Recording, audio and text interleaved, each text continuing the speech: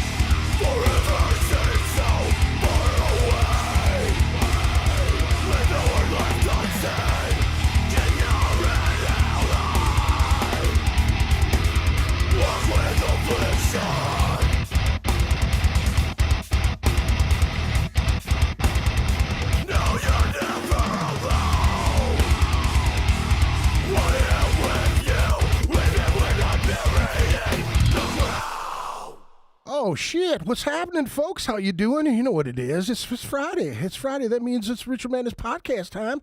Thank you for joining us. Do me a favor. Check out Lowbrow Saints Tattoo Collective, 3500 Minnehaha Avenue, Minneapolis. Let me see here, 612-353-4755, or you can reach them by email, lowbrowsaints@gmail.com. Hours are Tuesday through Saturday, 12 to 7 p.m. Sunday and Monday, they are closed, but you can get some good deals over at the Lowbrow Saints. Tell them the Ritual Madness podcast sent you. Maybe they'll charge you a little extra, but we'll see. Give them some love, though. They're good folks. Hey, and if you were looking to do some Toys for Tots, they are our Toys for Tots headquarters when it comes to dropping off toys for the Toys for Tots, which is tomorrow, as a matter of fact, at the Spring Street. We'll get into that in a second. If you're looking for some pointed guitars, some metal dudes running a heavy metal guitar shop, the Shred Den's your spot. Go check out the Shred Den. Hours Monday through Friday, 5 p.m. to 8 p.m. Saturday, 11 a.m. to 5 p.m. 9100 85th Avenue North, Suite 100, Brooklyn Park, Minnesota, 763-350-2191, or www.theshredden.net. If you're looking for some high-end, beautiful guitars, they got a bunch of stuff over there, right, Jordan? You got a bunch of stuff over there, don't you? Oh yeah, we just got a bunch of new BC Rich shit in. BC Riches and stuff, all that other good stuff. Well, I mean, if you're joining us, then you probably know these fellas, or you're curious like I am. The guys from Evernorth are in the house. How you doing, fellas? What up? What's up? Doing guys? great. I'm doing good too. Hey man, why don't you guys go around and introduce yourselves? Let me know what you play in the band and what your name is. Sure. I'm Andy Larinaga. Play guitar in the band. Nice to meet you, Andy. And nice to meet you, man. I'm Drew Buto. I do vocals in the band. Nice to meet you, dude. I'm Jeff Gunther, and I play bass in the band. Nice to meet you, man. A couple bass players, couple vocalists, a guitar player in the fucking house. What's going down? Musicians. Hodgepodge, man. Let's Nice. Bush First of Light all, drinkers. oh, look at that. They came in prepared. I see no rupplements, though, which is a good sign. Nope. We got to make it through the podcast. Right? I just wanted to say thank you to everybody who joined me last week on the podcast. What a crazy situation that was. Jordan wasn't able to make it, but Jordan was here in spirit. Him and his bottle of Ruppelmints were here in spirit.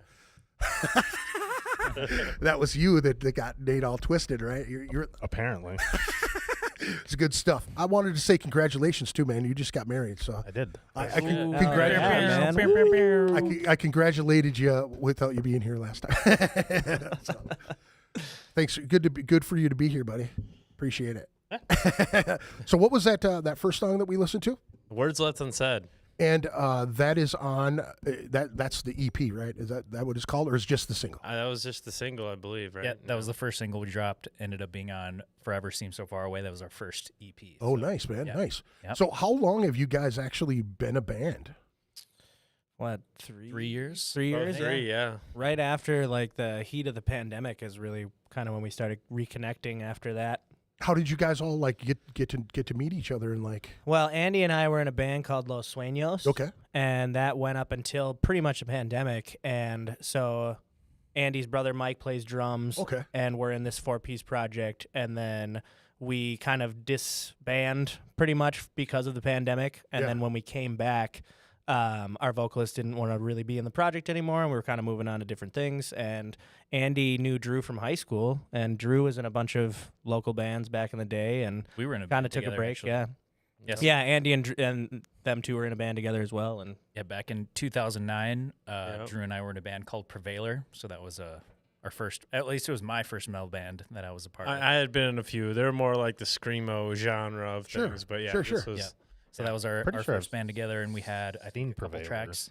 Do you remember that band? Jake LeMay? Do you remember the band Sick Fuck at all? Have you Oh, heard yeah. of them? Oh yeah. Yeah. Drummer Jake LeMay, he was Okay. in our band Yep. as well. And Oh, it was- nice. it was a 4-piece or 5-piece for a while. Yep. 4, then 5, then 4. Yeah. But then, yeah, we kind of split up back in like 2010, Yeah. 2011, something like that. But then, yeah, as Jeff said, we had our Los Sueños project. We were doing that for a while, I think like 4 years or so. And then after the pandemic, we kind of were trying to figure out where we're going to keep going, doing music together. Right. And then so we were trying to think of a vocalist, locally. A lot of vocalists in the scene are on kind of a couple different projects. So we're like trying to find somebody who could be maybe a little more dedicated to the cause. And then we're like, hey, what about Drew? And so I brought up Drew to my brother. We chatted about it, chatted with Jeff, and you kind of knew Drew through. yeah, I working knew with- Drew through his Drew's current still girlfriend. Yep. I used to work with her at a restaurant in White Bear Lake. And And so so, you're I like, oh, kind so of had chill. a little connection there. It was like a small world situation where kind of everything. You got guys together. you from that area? That all of us are. Yeah. Oh, really? Yep. We're like, I I'm fucking in St. Paul now. graduated from White Bear. Oh, Lake. really? No shit. Yeah, 91. Wow. 91. Every There we single go. one of us Yeah. attended White Bear Lake. Yep, even the and, guitar player, and Griffin. Evernorth. Yep. And my Oh, that's brother. All crazy, White Bear man. kids. Oh, Yeah. right on, man. That's Yep. cool. I'm glad that there's actually people coming from White Bear Lake still Hell that, yeah. that are into metal, because there was fucking nobody yeah. when I was there. Oh, yeah. Yep. Yeah. But yeah, we've got our studio space in St. Paul now, so nice. we say we're from St. Paul. Yeah. We're calling it out. you know, Yeah. but It's kind of just White Bear. easier to say than White Bear Lake, Minnesota. Where? Right. Kind of niche. Where? yeah, Right. exactly. Hockey. Well, it's north. It's north of the North. city. Yeah. Right. You know. right. When it's within a 10-minute drive Yeah. with St. Paul. Yeah. Yeah, isn't it just right up 61? Pretty much. Right. Pretty much. But yeah, we had a exactly. So I hit up Drew and I was like, hey man, we've got, because my brother and I had been writing like a lot more of like metal stuff because Los Sueños was more like new metal, Yeah. a lot of hip hop influence. Sure. But we still love metal, Meshuggah, Metallica, Right. stuff like that. And so we had a bunch of stuff written already. We're like, hey, let's take this out of the vault, put it together towards something. So we hit up Drew. We're like, hey, you want to come through and, jam with us? And it was kind of like VH1 Behind the Music. We're like, we played one song and we knew, bro. It was like one song. Well, we played a couple songs, but then he, went to the bathroom and it was me, Mike, and Jeff, and we're like, He's he in. seems cool and he's fucking good. So let's do this. Yeah, yeah. And so when he came back, we're like, Magic. you ain't and good? he's And that and was he's it. really, Magic. really hot. Yeah. Thank you, Jefferson. That's fantastic. So it was just like that, man. And then so we just started running through the material we had, and started coming up with a kind of a marketing plan, what we felt was a strong single, what we wanted to do with it. And then just How did that sound? I just what were the ideas popping into your heads when that happened? Because I'm always curious about this because there's so many people. When you start a band, a lot of people don't take the initiative to make a plan in the direction you want to go.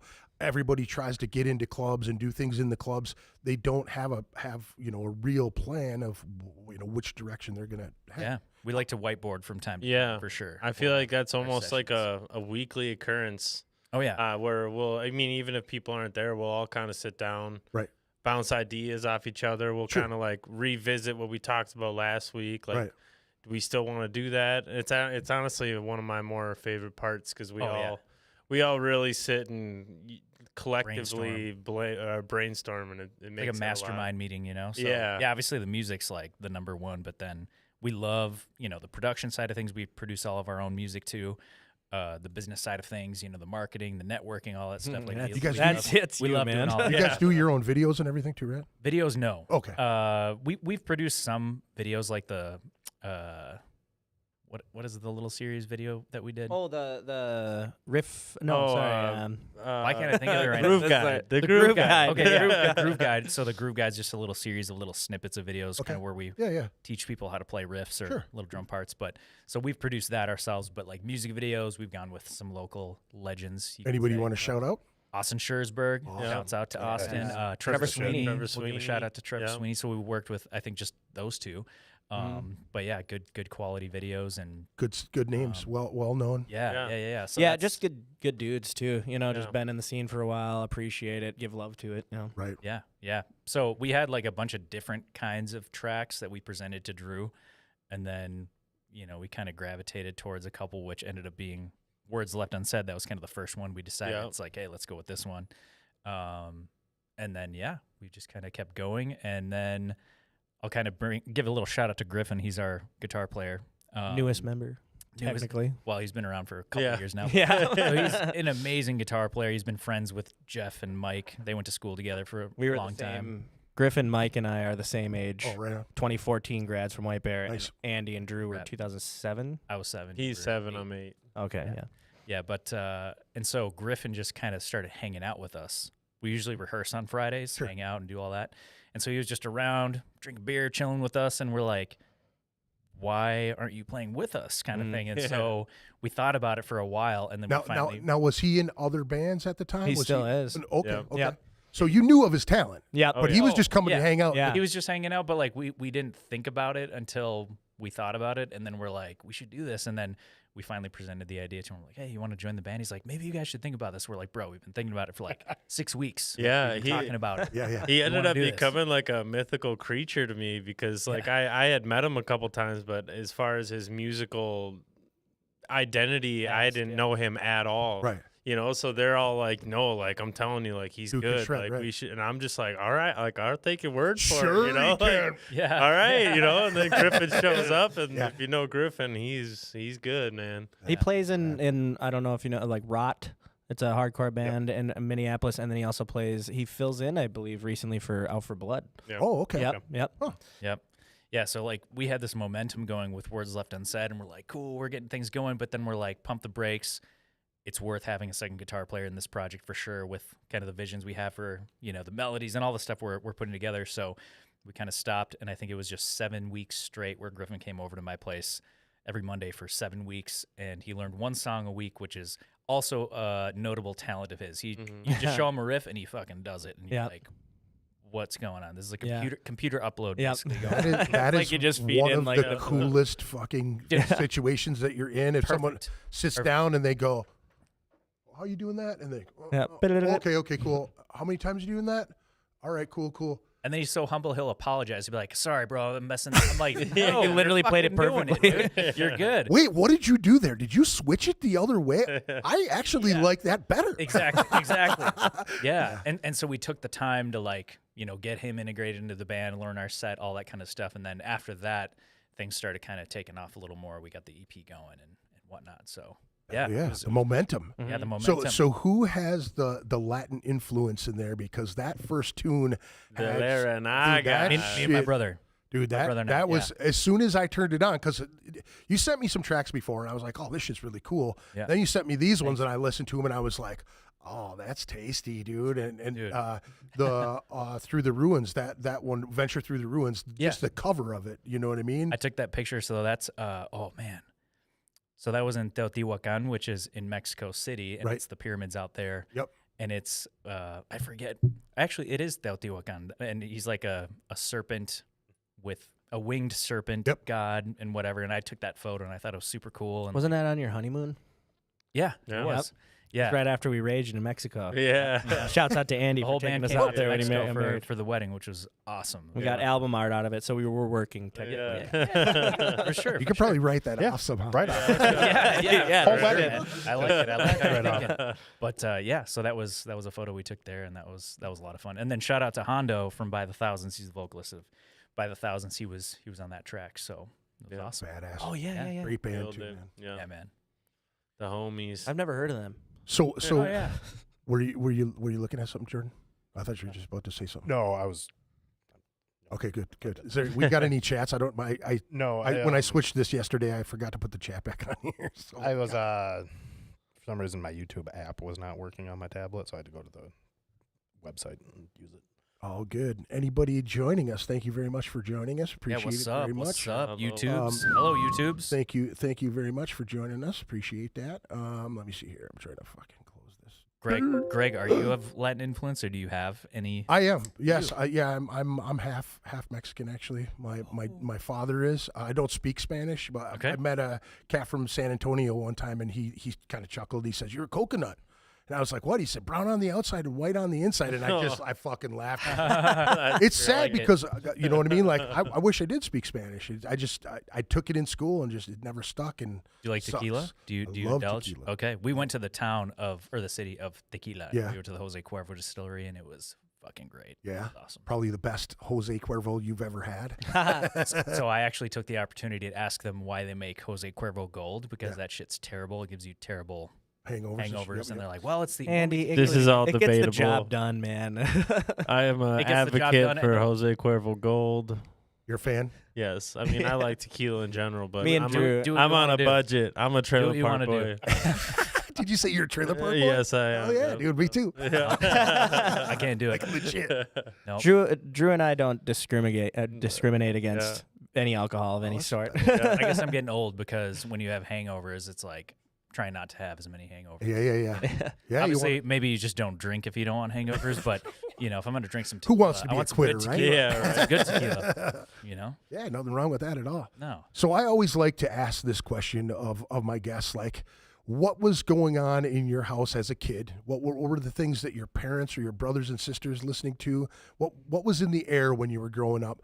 And then also, once you kind of piggyback off of that one, what was the first heavy metal shit, the dark shit that pushed you towards the stuff that you're doing now? Because I always love that journey, because music is always a journey. It's always been a puzzle for me, and I love to hear people's their story. So Andy, hit us off. You start. I'll hit it off, dude. So, I mean, my parents loved the Beatles, Santana, ABBA, Bee Gees, that kind of stuff. So I listened to all of that. And then they didn't let me listen to anything with swearing on it. So I was stuck with like the Now That's What I Call Music, you know, now 1, 2, that kind of stuff. Britney Spears, you know, all that shit. And then the moment where everything changed was Now 3. I've told this story a million times, but it was a fucking pivotal moment. Now 3 had Limp Bizkit and Nookie on it. Yeah. And I remember listening to that in a gas station parking lot. And I was like, what the fuck is this? This is insane, dude. Like, this is so raw and angry. And I resonate with it because I'm this young kid that goes to school and I don't want to be in school and I'm pissed. And, Right. you know? And so I really loved it. And then I discovered Walmart sold edited CDs. Yeah. And so I started going to Walmart, getting all, you know, Metallica, Deftones, Linkin Park, like System of a Down, all this stuff, and just, you know, really started getting into it. And the one I guess moment was we went to Mexico City one day, one year. So we've got a bunch of family that lives in Mexico. And this was when burn CDs started becoming a thing. Yeah. And so here you'd buy a CD for like $17 to $22 to listen to one song that you heard on the radio, Right. you know? Yeah, yeah. And so we went there and they had burn CDs for $1, and I bought a fuck ton of CDs, Marilyn Manson, Rammstein, you know, all this stuff. And my head just like exploded with the amount of good music that there was out there. And I was like, and so that really got me to want to play, you know, guitar. And then we talked about this, Jordan, the Ozfest 2001 album, you know, hearing the live energy for the first time. I'd never heard anything like that before until that album. You can hear the crowd going crazy. You can feel the band's energy. They're just fucking going crazy. And I was like, that's what I want to do. That's what I want to do. So I just started, you know, got my first guitar at Mars Music way back in the day by Armor Mall. Oh, yeah. And started ripping a Fender Squier, a red one that I had, and just started pretending I could play. We'd turn off the lights, turn on the disco ball, and just jam Ozfest 2001, pretending, you know, that we were playing live. Was your brother playing drums at the time, or was he? No, he came into the picture later, played drums, and didn't get into it right away. And I kept pushing him. I'm like, bro, we got to do this. And then he started kind of playing to some jams and started playing on time with the jams. And he's, you know, then he just kind of took off from there. And then I think that's where you met him, where you guys were in like jazz band or something. Yeah, it was just like high school because I was, 11 years old when I started playing guitar. So in high school, I was playing like little things, and Mike and I played our first Battle of the Bands together. Dude, and hell yeah. at White Bear. That's awesome. Did Yeah, like 3 songs. It was just that energy, though, man. Like I could feel it, from listening to the live stuff to all this other stuff. So I was like, the Now CDs, Britney Spears, you can take a seat. Yeah, over here. Right. I've evolved into this now, and that just became the. Now, when was your first show? When did you actually, like hearing it live on a record and whatever? Because I remember, Kiss Alive 2, things like that, Frampton, all of that shit, all those live albums. I was like, I always hated them because they never played them exactly the way they played. I never understood the improvisation of all of it to make it sound, to them, it sounds way better because they've played it 8,000 times the same way as the record. You know what I'm saying? Right. So when was that first show you were like, oh, fuck, this is it. This is like that I watched? Yeah. Oh, I would definitely say an After the Burial show at Station 4 back in the day. Like, that's old school. Yeah, seeing that and seeing the crowd's reaction was what really got me. I was like, this is unbelievable. Like, everybody in this place is going nuts, including me. Yeah. But it was like... And they were still young, too, back then. Oh, they yeah. were young. And I didn't understand what was going on, but I just knew it was awesome, and I wanted to be a part of it somehow. So. Reminds electrifying, right? One of my first shows. 100%. Do you guys remember any place called The Space? Yes, Minneapolis, I do. St. Paul. It was like an above. Yeah, right off of was it on Concordia or something? Something like that. I was off of young. Snelling and University kind of area. Yeah. We were like 14, and some friends and I in high school were like, someone's dad drove us to this like local show, and it was upstairs, and it was like a pretty decently packed show, but I couldn't even tell you what band we saw or whatever. I just remember the experience of like seeing live music and being like, wow, this is fucking sweet, And by that time, I was already like playing guitar and into that stuff, so it just really sent it flying for wanting to do shit like that. Oops, sorry about that. That was my fault there. Bling. The Space, Email. though, I've never heard of that. The Space. Yeah, it was like I said, with friends. Someone's dad took us. I have no idea. they're like, let's see a show. You know, there's this local band playing, and it was something sludgy too, because I remember the bass player like took his bass and like licked his string. Very emo. That's like, when you knew. A lot of That's when you eyeliner knew. and shit that was going on back then. So. I don't think He died of like what is that fucking super tetanus. Super tetanus. Guys, Basically, they weren't around for that venue. Wasn't around for a while, maybe a year or two. Yeah. They do any national acts there? Or I wasn't local frequent stuff? to it. think- I went there once. You know, Nothing big like regional stuff. Okay. It was just all ages, no booze or anything. So I think that kind of made it hard to cater to a lot of bigger acts. I think that's probably why we were able to get in. Yeah, You know? it was a cool spot. It was. Come to think I of still, it. That's how we did it. right over Midway, St. Paul. It was like an HVAC place down below or something. Oh. And Okay. yeah, it was a cool spot, and I think I went to like. I can't put 4 my shows I there. can't put my mind on it. I for some It reason wasn't there for a while, for long. Seemed very much like a DIY space kind of Yeah, deal. it's kind of Gotcha. like maybe whoever owned the building was like, oh, let's do Like the Something- vault. Do something you remember upstairs. the vault? Oh yeah. Oh, the Yep. vault Was it kind of sick. like that? kind of, yeah. Okay. Okay. So move that question to one of you guys. What was going on in the house? What were your folks or your brothers and sisters listening to, and what brought you to the dark path? So I have like 2 separate chunks of where my music influence comes from, and one is my siblings and one is my parents. Yeah. Like obviously my parents was like AC/DC, Led Zeppelin. My dad was a huge Black Sabbath guy and Oh yeah. jamming it in the cars when we were kids, and we could name all 4 Beatles by the time we were 6. That's you know, awesome. so stuff like that immediately. Good parenting is what you're saying. Yeah, yeah. So there was Get it right. that immediate like nurturing of like, hey, cool music is cool. But then my older brother Ben had this CD rack with like Trapped, Breaking Benjamin, Korn, Deftones, Limp Bizkit, all that shit. And I distinctly remember his CD player. He would leave it laying around and just like listening to that stuff and starting to kind of have that like, that energy from Yeah. heavier bands and heavier music and stuff like that. Really, sparked something in me. But that's. You said guitar. Guitar was your first instrument. Guitar was, and still is. Like, I'm mainly a guitar player. I play bass in Evernorth out of wanting to.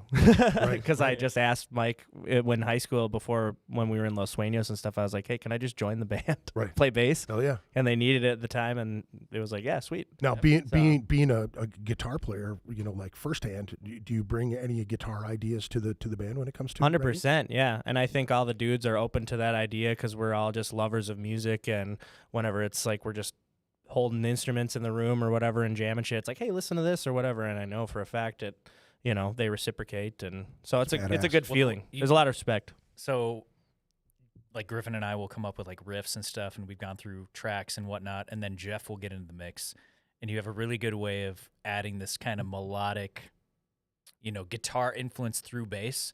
That Yeah. just changes the entire vibe of a track, and it's happened a couple times distinctly where we're like, what the fuck, this sounds way different now, and it sounds way better. Yeah. And that Thanks. I think that's attributed to the I I guitar think playing, for sure. you know? absolutely love that, man. Yeah. That is so awesome. Yeah. Jordan has that a lot in him too, because he plays drums and bass and plays guitar, and just writing with him, and when you're in a room and your ideas are flowing every which way, and you just hear that one, and you're like, Yeah. somebody pops their head up. That's how yes. it was. Working. Get that stank face on. Yeah. Play that shit again.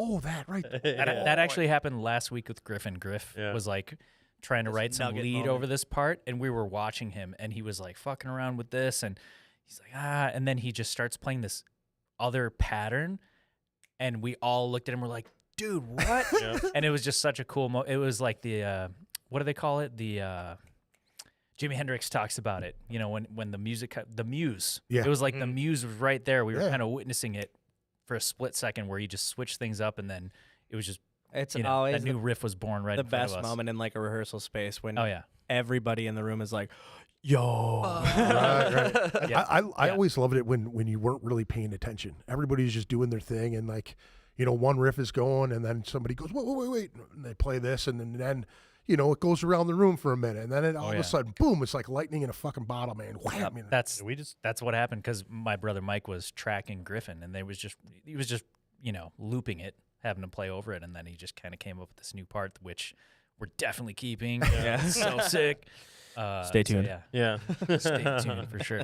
I like shit like that. We had a song that we were working on that, trying to what we wanted to do with it next. Like, where's this going to lead into? And I think one of my guitars just went up like too far on the fretboard, and we're like, actually, that sounds really cool. Yeah. That's Do that like again. the perfect transition Yeah. right there. Yep. So that epiphany moment that you have, yeah. it's like And it could be over something simple, but just it sparks something in the creative, just sounds environment different that enough you're for in. Yep. like, whoa, that's actually I love the fact how you used the analogy of like he brings not like soul to it, like brings a a good vibe to the bass Elements. I love when you hear the retrospect of band members and they talk about the bass player and they're like, yeah, he was a guitar player at first, but then he and it adds such an element to it because it's like a nuance to that instrument. For sure. Because it's sure. it's working with the guitar so much, you know what I'm saying? Like it's you can root notes, you can do just regular. I don't know. There's so many different things He you could can just do. follow us, He Right, could just right. follow Yeah, us the whole yeah, time. yeah. But then he's like, I'm actually not going to on purpose. Let's try some other stuff. Well, and sometimes it fits. Well, and especially too with like Griffin joining the band, and now there's being like a whole wall of sound with the guitar players. They're in their own league, so that kind of gives me a freedom to be like, oh, I can kind of sit in this area and fill this space out and go here or there. You know what I mean? Hang out with Mike a little bit. Yep, you know, exactly. on the Lock drums. in other places and kind of creating more of this spatial. That always reminds me of like funk players. You know what I'm saying? Yeah. Like they're like that rhythm Oh, yeah. section's just fucking it up while the guitars are, Yeah. come- Oh, yeah. Yep. Yeah. coming in. Fuck yeah, dude. Love that shit. Oh my God, yeah. How about you, buddy? How did it all come to be for you? Oh, for me, man, it brings me back honestly to Saturday mornings. I feel like is where music started for me. Is because every Saturday you wake up, cartoons usually parents are just cranking some music, Right. just angry cleaning the fucking house. Time to clean. Yeah. So that's for me. That's where it started. But it was ironically always like peaceful music. Like I had like Lorena McKenneth, Alanis Morissette, Okay. Celine Dion. That's kind of where it started for me.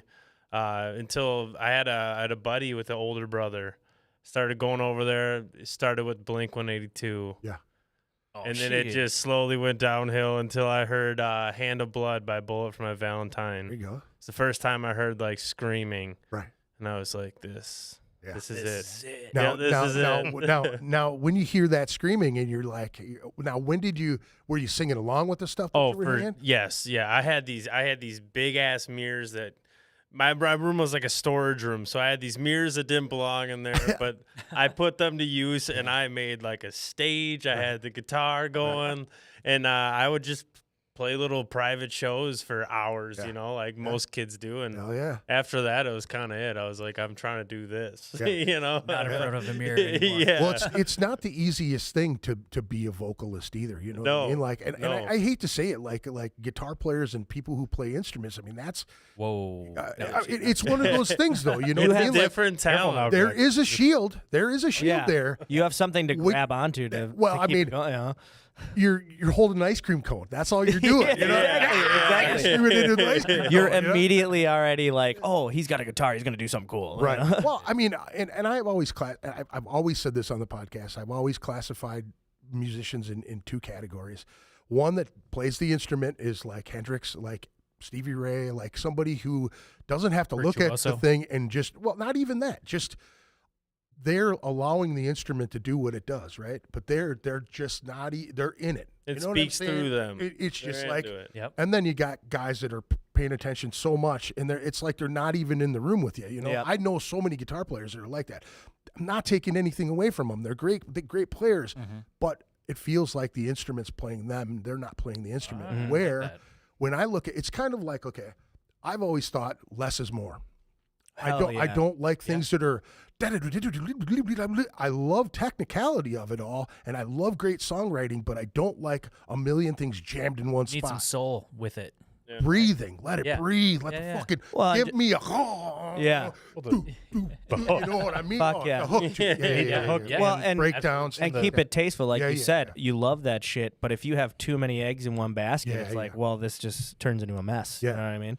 Now, vocally, like, and I know I fell into it in a really weird way. Like, where were you like when you got up on stage to do vocals for the first time? Were you nervous? Were you like, holy fuck? Were you like invigorated from it? Were you like, I really want to do it? Because dude, I'll be honest with you, when I started, I had to read it off a page. And then it went from that to I associated everything with the groove of the music. Like, dude, drummer, give me a before I'm ready to sing. Okay, cool. No. Oh, like cues. You know, You're looking for cues. Absolute cues. Now, my question is like, when was it you were like, I can fucking do this. I can fucking.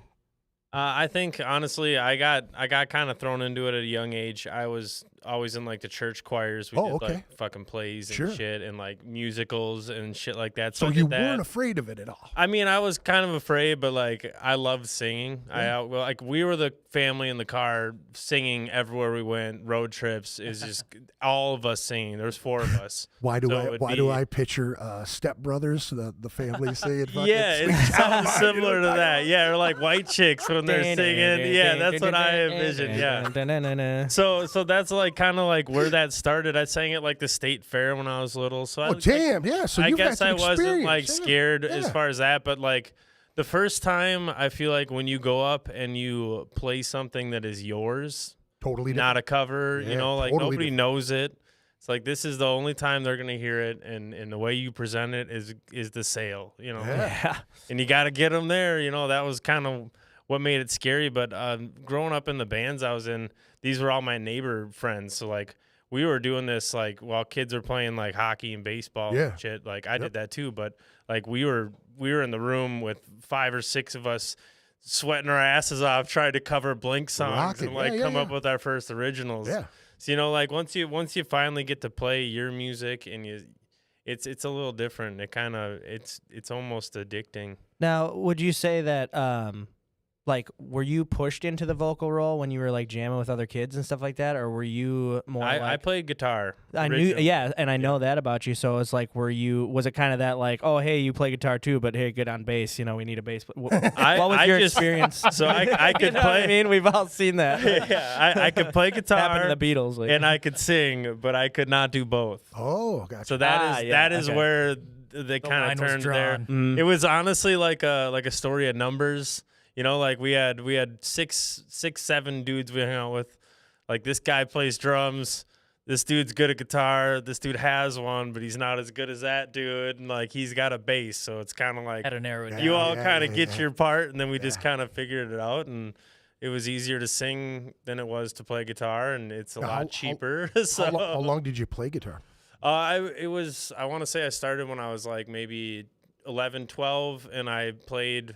Like did lessons and shit for like maybe 5 years, and then it was just like looking up tabs online and just like playing that way. It was never really like anything like super serious. You know, I was supposed to practice and do all the shit, but I didn't. You know, I'm kicking myself now. But now when you took up the vocals and you started doing that, now did it feel weird to not have that instrument? Like I said, I always felt like, you know, musicians who play instruments have that shield. You know what I mean? They're there because I've actually seen a band who I didn't know the vocalist was actually a really good guitar player, and I see his other band and I'm like, holy shit, this makes more sense, because when he was doing vocals, he was like kind of like he was looking for that shield, like.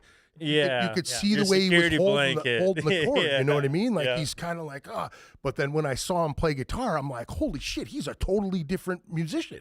You know what I mean? Like once you put that shield on him, dude, he was like, he played the instrument. He was fucking into it, real into it. So my question is, like, when you started doing vocals, was it awkward at first? Were you like, from the mirror experiences and like doing your own thing, were you automatically ready to perform and like rocking and, you know? Kind of, I would say kind of, It was always vocals included. Okay. I would say vocals were before. I'm like instrument wise, not including vocals, it would have been guitar. But it was always rhythm shit. So it was always vocals. Right. I would be playing half the time I was doing these shows. I wasn't playing the shit right. You know, like I was just strumming, looking cool, like trying to thirst trap the ladies that weren't in the room. You know, like, like if they were in this fucking room, you better believe it. Ladies that weren't in this room. my dog was probably like, "What the fuck?" You know, like. No, I was just jamming out. You know, it was always the vocals for me. The instrument, it kind of fell off pretty quick for me. But like I had all the shit. I would fuck around. I did some acoustic shit, but it's always been vocals. Yeah. Oh, that's at right, the end man. of the day, yeah. Oh yeah. I love hearing that, man, because it's an image for me too. You know what I mean? Like I remember that situation where I never played any instruments at that point. You know what I mean? When I found music, I walked into a room with a bunch of guys playing, and they didn't have a vocalist, and I'm like, "Where's your singer at?" And they're like, "We don't have one," and I'm like, "I know all these tunes, dude." I'm available. Hold my beer. And you only know like half the verse, and you're like, "Oh yeah," and you just keep singing with them. Oh, and yeah, they're like, the rest of the lyrics, sure, why not? You know what I mean? Yeah. That's how the tryout was. Like when I first came to try out, like I didn't have any fucking lyrics for anything. Like I hadn't even screamed for 12 years. Okay, I just want to interject on that because, he told me that. He's like, all right, man, I'll come out, but just to let you know, I haven't screamed in a while, whatever. And then he came out in the first track. It was just like, Yeah, sure. He literally, Sure, dude. dude. I didn't have lyrics. I just was like, I honestly would like pair it as like a wild animal in a trap. Like I just was like, I was like, you need to give them everything you got. And he This it was song. unbelievable. It was awesome. Well, he really did because he yeah. just came into the rehearsal space and we're like, all right, let's just jam something. And I think Andy and Mike pulled out some like ATB riff or something, and Drew just comes in and just takes a shit, just fucking. Well, we played one of our old Prevailer songs. Yeah. that Yeah. My brother. Is that what it learned on was? Drums. Yeah. Mhm. And we just ran through that because we're like, we have. Well, I think we did the 2 songs that we had, and so we just ran through those. It was the and first like- scream. I remember the first I scream. I'm totally like, he's remember in. it too. Yeah, that was it. That was it. So who now with the lyrics on that first tune? Who wrote the lyrics on that tune? Me. He writes all the lyrics. I write all the lyrics. Yep. Yeah. So when you first started, how did you get into writing? Like what was your main base for writing? Writing. Jeez, I feel like once I got my first guitar, like you get the itch to once you can finally make music yourself, whether it be on your laptop making beats or your guitar, your drum, your piano, whatever it is. Like once you have the ability to write something and you like that's where he's really good at it. It's one of his talents. He can place like an image or like he can kind of put you into a place. Right. When he's describing what he was thinking when he was writing a song. Right. And it's a really fun thing to be able to write the music for it, and then you start like getting your feelings out that day. Obviously I was young at the time, so I'm mad at my parents type shit, A lot of angst. Right. Yeah, and you're I able don't want to make my bed, Mom. Yeah, you're able to put that down and start like kind of figuring out. I feel like everyone kind of starts out with the basic lyrics, like rhyming a lot. And like you start diving in a little deeper and your emotions, and you start getting some pretty cool shit. Thesaurus, Oh yeah. You're out there being like, hey, like listen to this, because you're like starting to get proud of the things you're writing. Now he just said it too. Now is that something that you indulge in the thesaurus? Do you use things like that? Every once in a while, yeah. I'm like I said, I'm a trailer park boy, so I have a very basic vocabulary for the most part. Right. So yeah, like sometimes I'll come up with something and I'm like, like there's got to be another way to say what I just said, using a little bit bigger words. Right. Like something. He ain't that's a no little Shakespeare. Bit, like I write everything, but I'll just do simple things like what's a better word for this, and it's like, oh, here's 4 or 5 options. Right, I'm like, right. all right, this is a good How one. can I rhyme with that? Yeah, like, I'm not Means on the an same M&M thing. level. How do you rhyme but- with orange? I don't know. orange? Porridge.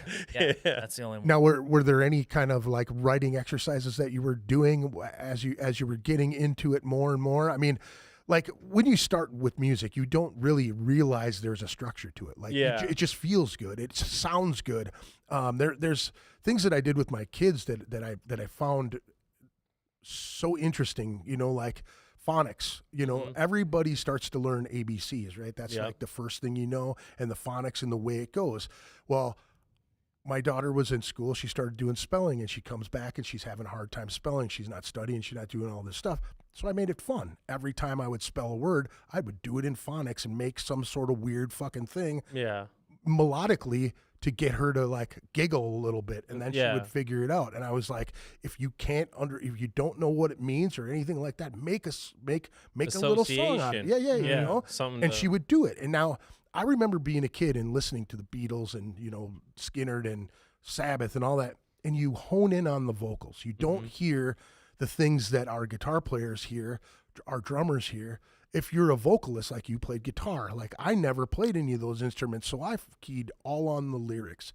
My daughter to this day can listen to a song 1-2 times and have all the fucking lyrics down. She's a huge Kendrick fan, and she just rattles the shit off. And my wife is like, and I go, that's great. You can do his stuff. Write your own stuff to it. Yeah. Use the same beat, but write your own stuff. And she looks at me and I'm like, poetry, things that you want to say, things that are inside that you need to get out, things like that. And I would give her love that. exercises to do that because I never had anybody to guide me. Yeah. I was Oh, like, yeah. you know, this is a musical journey for all of us, you know? Yeah. So I would always tell her, like, hey, you got to make this your own. Like, you can spit, but you've got to be able to spit your shit, not Yeah. somebody else's all the Hell time. yeah. But you can use that structure. Like, I'll go, like, that's in this time. What do you mean? And I'll go, listen to the snare.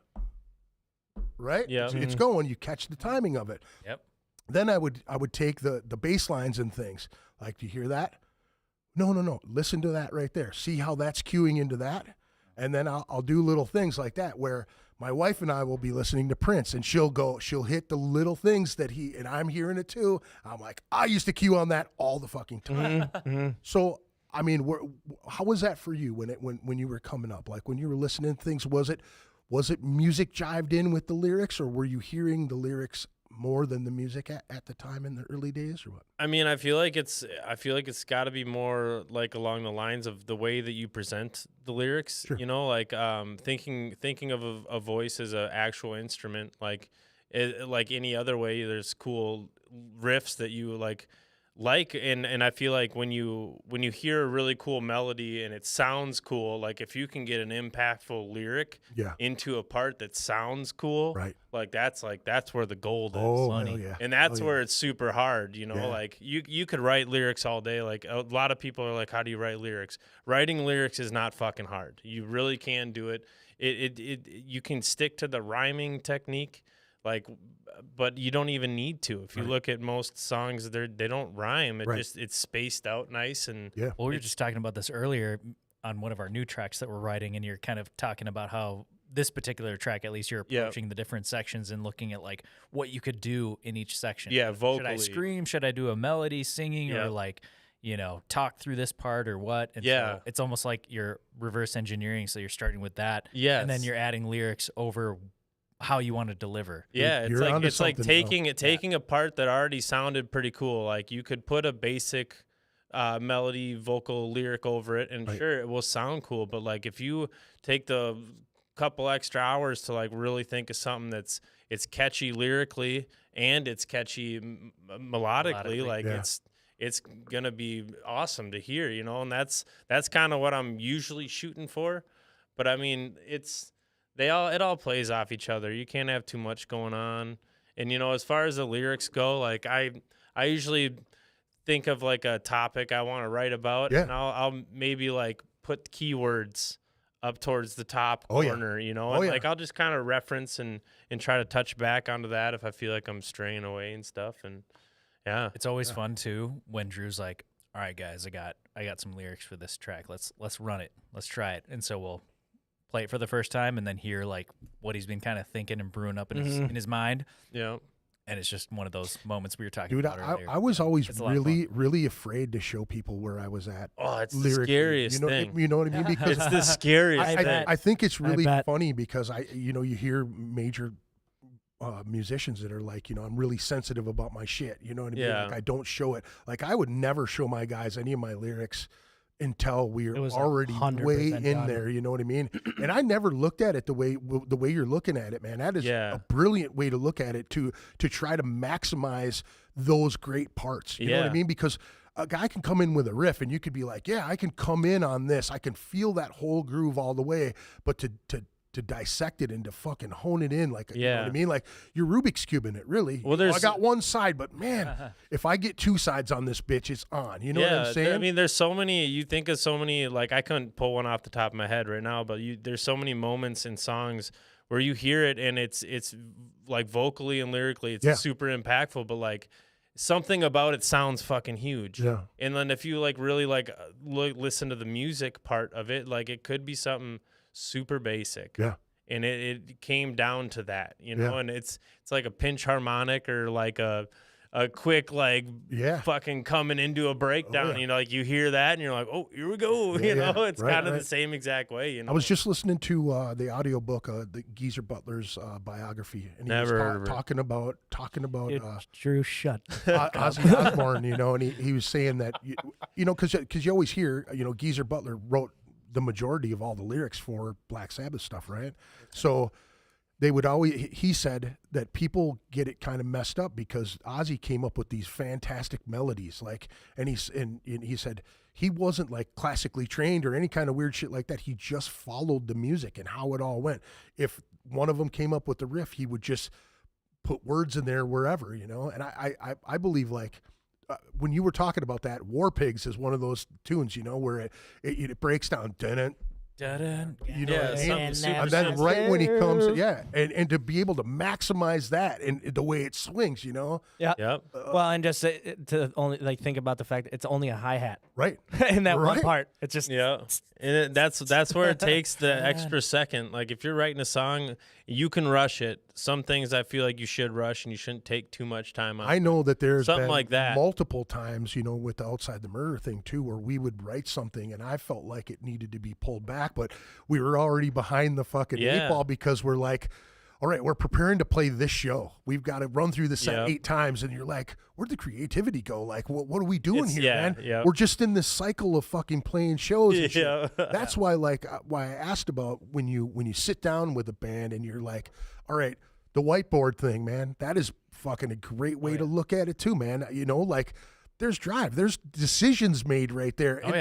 Dude, that camaraderie too, when you're sitting there and you're sparking together. Yeah, you get that from playing, and you get to know how a person plays and what their capabilities are. And dude, looking at those formulas and like, hey, this is a cool riff, I want to maximize the coolness of that shit. I think what helps a lot too in the band is that yes, we're all fans of heavy music.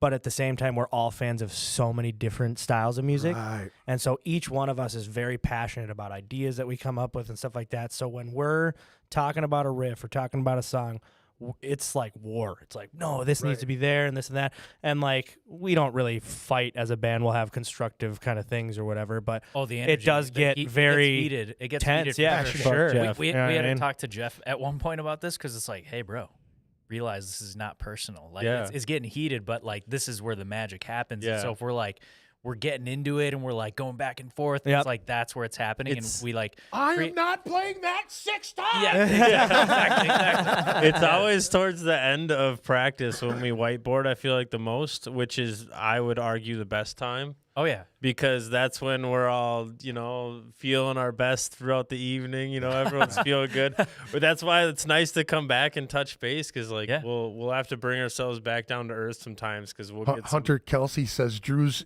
just slamming 7 beers over there. He's got smiley these are faces. mine. These are mine. They're not all mine. They're not Andy's because they're not half full. Marion Cypher says meowdy. Let me see here. Samantha Hoffman says hello. What's up, baby? Elvis Netterstein says oi.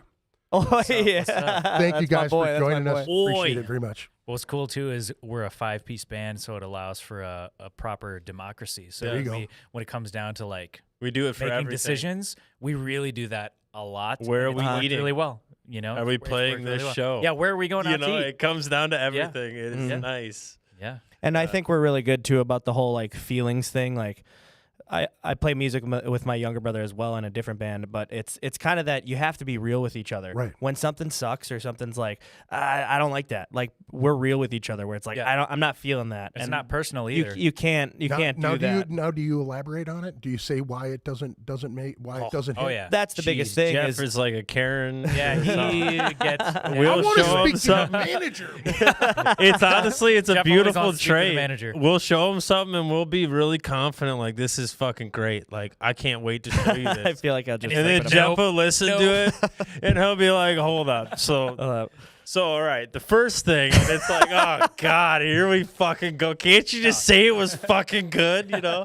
That's everybody though. yeah, That's everybody. Yeah, Everybody really does will have a thing. good way of doing that because we want it to be something that can be critiqued. The worst thing is being in your own head, like, stoned by yourself at your apartment, you're fucking playing guitar, and you're just like, yeah, this is amazing. Killer. Yeah. I'm in And it. you show it to somebody, and they kind of have this very mediocre reaction, and you're kind of like, I put my fucking heart and soul Yeah. into that, man. Like, what We the had a hell? conversation like that before we got here. We were talking about this new track, and I was like, yeah, man, I see this, blah, blah, blah. And then Jeff and Drew were both like, hey, I'm thinking this, I'm thinking that. I was like, Yeah. oh, okay, so we got to, there you go, crack another open. Should we do a quick cheers? Sorry to just put a, we like to cheers a lot, too, in the studio. He says we no a matter lot. what. What do you mean we? We do. It's an Andy trait. Cheers. Andy's a cheerser. Hey, Nice.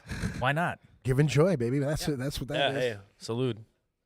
All right, so Jordan. let's take going on over here? let's take Is that an a empty bottle? let's take another tune. What's the second one we got? Burn the Forest. Oh yeah, right? we got Burn the Forest. So this Burns was the Forest. this was an EP, right, that we put together with two Yep. tracks and Burn the Forest. Nothing to give. Yeah, Burn the Forest was a track that we wrote for a good buddy of ours. He's our merch guy now, Nick Riley. Shout out to Nick Riley. Whoop whoop. Yeah, and so this was kind I of hate you, dude. Hunter Kelsey says Prost. Yes. Cheers. Yes. But yeah, this was our release after Forever Seems So Far Away. We wanted to do another album, but then we got antsy, so we're like, hey, let's drop this 2-track EP. And so we did Burn the Forest. Yep. And that was kind of our single, and we dropped a video for it too. Shout out again to Austin Scherzberg, Yep. Owen Talazar, who was an actor in the video. Oh, they can see those all on YouTube, correct? Oh, yeah. Absolutely. Yep. Go under the Larrañaga or Larranaga Bros Studios. Poor YouTube Owen. page. Is getting that his how you ear ripped actually out. say it? Yeah, Larrañaga. Ah, God, I would never be able to do that. You knew that? I know, I not like that. Like I always would say it with like my little like whitewash. Drink another bush, glare bro. on there, Drink another bush. There was You'll this- be able to do it. There was this kid who knew Mike Larranaga in high school, and I can't remember his name. I can't remember who it was, but he kept calling Mike like marinara. Marinara. Yeah. Mike Larranaga, like marinara. God damn. Yeah. Wow. But yeah, that's Burn the Forest, man. We shot that video with Austin. We actually shot it in a studio where the dude that had the space worked with Prince for like 20 some years. The rug. The rug that The rug Mike, in our video. yeah. is Mike- Prince's practice rug. studio rug. Yep. I hope so his that cat was- peed on it, really. Yeah, for real. Oh, okay. Cool. But yeah, On the Burn the rug. Forest, man. Fuck It's yeah, fucking let's awesome. burn some forest. Take a listen, and we'll be right back.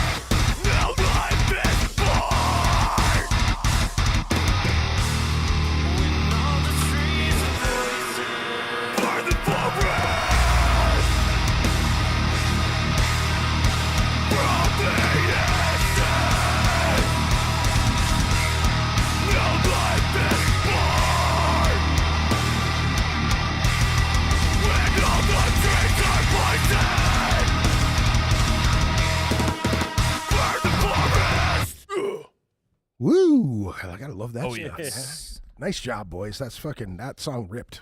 Thanks, man. Thanks, man. They all ripped. That first one ripped too, man. Like I said, I really like that influence you added on there. That's good stuff, man. That whole beat, that whole groove, man. That going into melody. it. Yeah. Shout out to Matt Dold, who was the trumpet player on that track. Well, and if I am not mistaken, too, you kind of had that riff in the chamber for a long time. Oh, yeah. That was the one of the beginning first kind ones of we did. jams. But even before that, you kind of had that brewing about, I feel like, a little bit. Yeah, we took it out, and Drew was like, "That one's cool." Yeah, All right, let's shit, do it. guys. It was not only our first single, it was our first song that we really knew how to play together. Yeah, with everybody in the room. Yep. Badass. You always gotta love that shit, man. You Oh know? yeah. It's all gelling. Everything's working. Yep. Fucking- It was that honeymoon phase. Things have been gelling lately too, because we've been writing some new shit, and it's been fun to kind of step away from the shows for a little bit and kind of just. It's always great focus doing on that new when it's shit. cold out. Yeah, Yeah, no, good time to do it It's is a a great good time to do it. And No we've one wants we- to load gear when it's fucking snowing and Yeah. 30 below. Yeah, Exactly. right. And we've been playing, 8 strings primarily the whole time, but we pulled out the 7 strings for the last couple weeks, and we've been working on a couple new tracks on 7 strings. So that's been- Jesus, dude, Just switching it up. You're handicapping yourself by Right. one less Well, string. What's wrong with you, dude? I bought a 9 during COVID for, Jesus. for experimental purposes. I was like, we're gonna see what the fuck's up with this. So Yeah. I got this agile 9 string, and I His, don't think his we're gonna do heaviest anything string for it. is like this. It's big. a fucking battle axe. Yeah. dude. What was that guitar that Paul Esch had? Was that like a 10 or a 12 string? I have no I played a idea. 10. I went to NAMM one Doesn't year. Jared and I played a Dines have 10. that crazy one too? That's like a 15 Oh, string yeah. or Stupid something. huge. It's just No, like a that's too much. surfboard. That's too much. Man. Yeah. Yeah. No, I don't think the 9 will make an appearance on. Yeah. Except Burn the Forest, that EP, I did record it on the 9 without the 9th string on it because I just love the tone of the guitar that I just played that guitar on the. Yeah. Not at all, Yeah, man. That's sounded really great. badass. Yeah, it sounded really good. Let me see here. I want to make sure that I'm now. When it comes to practice, what do you guys? What's your schedule? You guys hit it pretty hard. You guys Dude, seem like Fridays, Religiously. baby. I am very well, I won't say proud. I'm thankful that every Friday we're pretty dedicated to meeting. Every Friday. It's pretty much every Friday, with the exception of a couple Well, Jeff fucking backs out all the time. No, I'm just kidding. No, but no, we pretty much are consistent on Fridays. We meet up at our space in St. Paul, in Lower Town, St. Paul, and we get there and we usually just hang out, and we have quite a spacious studio. Yeah. So we've got our spot to jam, we got our spot to play video games, we got our beer drinking station, we've got our recording station. Everything's there. This is a funnel out of the wall. Yeah. And so, we just kind of kick it, hang out, and, depending on what we have, coming up, kind of determines what we're doing. So if we have a show coming up, it's like, hey, let's run through the set. We whiteboard, and we tend to switch up our sets almost every show. So we kind of write out what we want to do, and run through it. Just hang out. Usually we'll go out for dinner somewhere, walk around, grab some food, come back, run through the set again. But as of late, it's been more writing. And what's been fun is this is the first time that we're writing as a 5-piece collective. Oh, Because gotcha. all the Yeah. riffs from like Forever Seems So Far Away, and even Burn the Forest, for the most part, Yeah, has all been was pre-written at the beginning.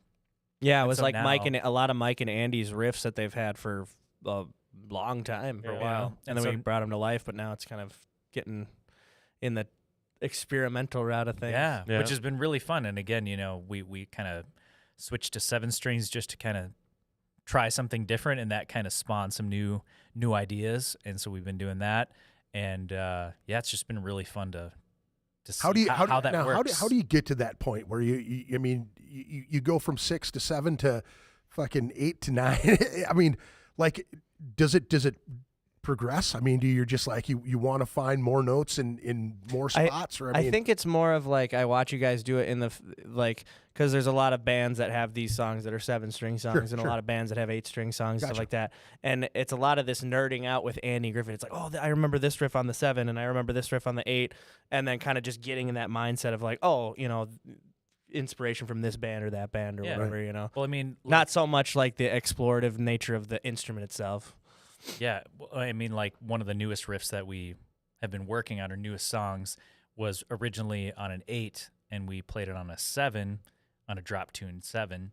we're like, hey, that sounds better. So that actually worked there, and it actually opened up doors to write the rest of the song. Gotcha. Because we hadn't been, we were kind of at this like, Yeah. we were a little stuck, Yeah. you know, on the 8 for a little yeah, bit, yeah, trying yeah. to figure something out. And so just switching to a different guitar kind of opened it up. It sounds different too. It just Gotcha. sounds different.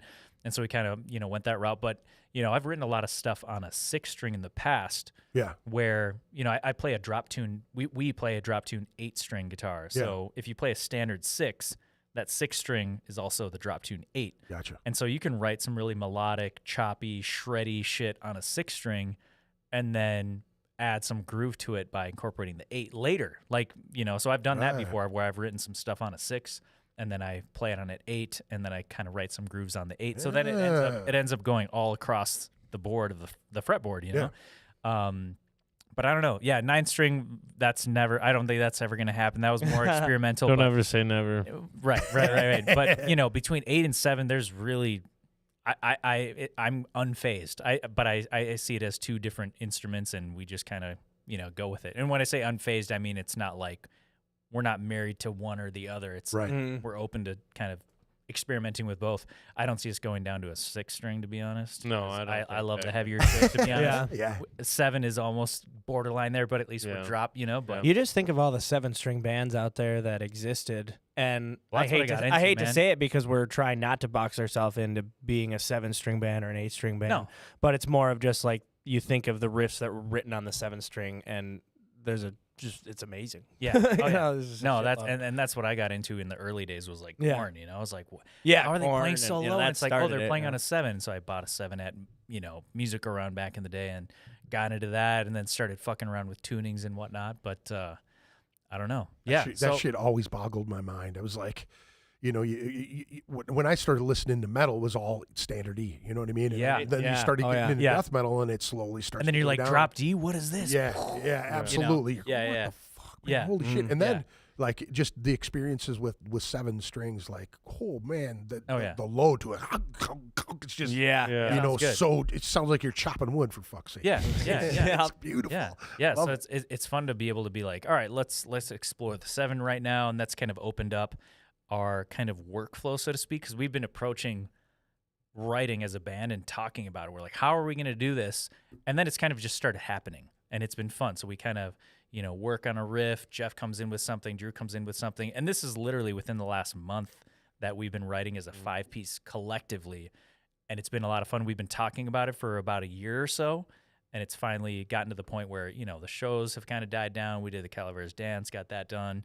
And now it's like, all right, let's start working on some new shit and kind of exploring what that's like and being very collaborative, being open to other people's ideas too, Right, and kind of forcing ourselves to open it up to the greater. Well, I collective. think getting those, and just my perspective on this, I think that like once you get 3 years in, you got the cats that you knew them for a little while, you see where they're at, Yep. you gauge and you feel like I can do this with them. I know that they're going to do this. The reactions of what you write, Yeah. and having those riffs, like you said, you know, having all those riffs and you and your brother working on them and tightening them up, Yep. and then showing them, yeah, this is great. But now you know what these guys are capable of, and now Dude, it's like one of those things where absolutely. you're You hit on something really good there because, yeah, number one, I guess we understand each other's musical abilities, interests, all that kind of stuff. But the fact that we get along so well takes us so far because we can get into these arguments about stuff, but like, you know, we'll make up and be like, hey man, whatever. Like we all They're make an usually effort to quite find the fun. common ground. It's a lot of fun. usually, even if It's all it over the gets place. kind of intense, it's usually still got some kind of like a fun atmosphere to it. For sure. And, So and, it's- and we it's all just that understand yeah. what we're doing, you know? Yeah. At the end of the day, it's never personal. It's definitely yeah. like, hey, we're trying to make some cool shit here, and it gets heated because we're all passionate and Well, that's and that's great. just being But in like- bands. You know, Yeah, we yeah. all know that we have the greater good, which is our band, Yeah. in mind when we are being giving criticism Yeah. or halting something. Or I think whatever. if I think you know if one person in the band like shuts down every idea and then it becomes, you know, like I think there's a dynamic between bands sometimes that I've seen that they get, there's one main writer all the time. You know what I mean? There's one guy that constantly comes up with riffs. Sometimes it could be the brothers being guitars situation. and drummer, guitar player, bass player, guitar player, things like that, where they have a lot of riffs, they have a lot of ideas, and then if another person comes in, it becomes one of those things where it does become a little competitive. You want to have your ideas shown to these cats. These cats are the foundation of it. They have the main writing source of it all, right? You're a year or two in, they're kind of like, no, that's not fitting where we're at, right? Right. But if you're open to all of that idea, right, all those ideas, there's no division. There's just the common good. Yeah. You're working towards something, and to have a fucking whiteboard fucking brainstorming situation. Yeah. I never Well, had. I mean, and- there and wasn't a we'll lot track- of situations that I was in like that. Dude, no, and that's totally it. And what we like to do too is we'll usually, find some common ground in a riff or like a progression or whatever we're doing. Yeah. And we'll record a phone demo. So we just put a phone up, record it, put it on our Google Drive. That's a big component of our workflow too. So we'll put the phone demo up there. We'll all take time to listen to it. We'll come back, track, a more, higher quality demo. We'll actually track each instrument, whatever, sit on it, and then kind of like chisel it down. It's like this big ball of clay, and we're like slowly taking, like a chord progression and then starting to add melodies to it.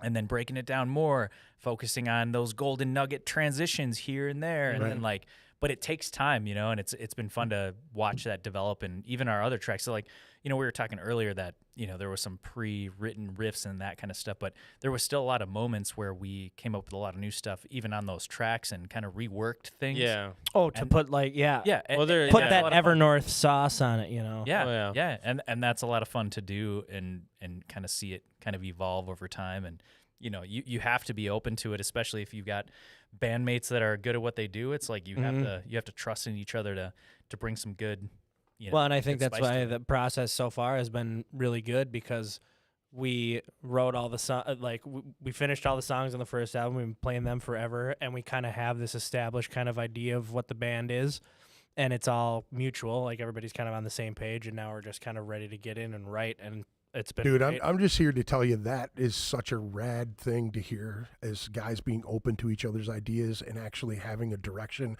And any young folks out there listening to this shit, take notes, because this is like a real positive way to move your band forward and to keep it positive at all times. Keep it open to communication with everything, man. Have those bonding moments, not just, hey, we're going to run through the set and go home. Let's go have something to eat. Let's sit down. Let's get into a passionate conversation about where we're going with these songs, what's going to happen when we write these. Take those sections and break them down. Try to maximize that shit. I mean, if you're listening to this podcast and you're serious, want to be serious about a band, you guys are 3 years is fairly new into a situation, you know what I mean? With this and you project, guys, though, you know what I guys mean? are writing good. I mean, yes, with the project. Yeah. And if you're listening to the show, it is the project.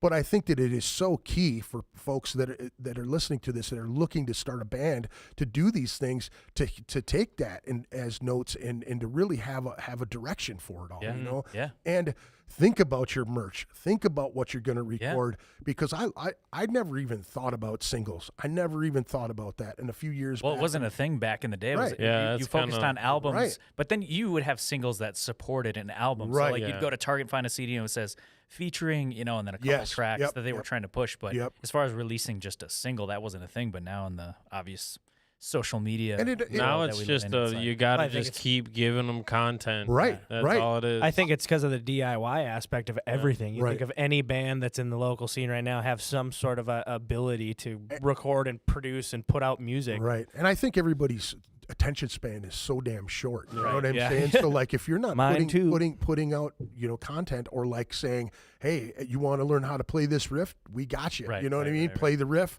Yeah. like show them where you're at. Yep. That riff, you're gonna tune them in. They're gonna go, oh, I know dude can play guitar. I want Right. to check this out. And then they're like, oh shit, I got to go listen to that song where that riff is in, so I can see how they placed it in there. You know what I Yeah. mean? Like it's a great mode of doing it. You know what I mean? sure. It really is, to keep people enticed into the music. You know what I mean? It's interesting too, because it's like I at least personally feel like it's a delicate balance, because you don't want to get sucked into be like, I have to keep pumping out content just to Right. pump out content, Right. you know, but then you don't want to be like off the Stagnant. map doing nothing. Yeah, But yeah. like, I feel like our approach is like, we're really doing it because we really like to do it. Yeah. And we like to have fun doing it. But then when it comes to production or even like a marketing rollout, like a release, you know, we take that seriously. Right. We're like, hey, let's try to make this as best as we can, but not putting enough pressure on us where we feel like we have to have something posted all the time, even though some would argue that's what you need to do to make it.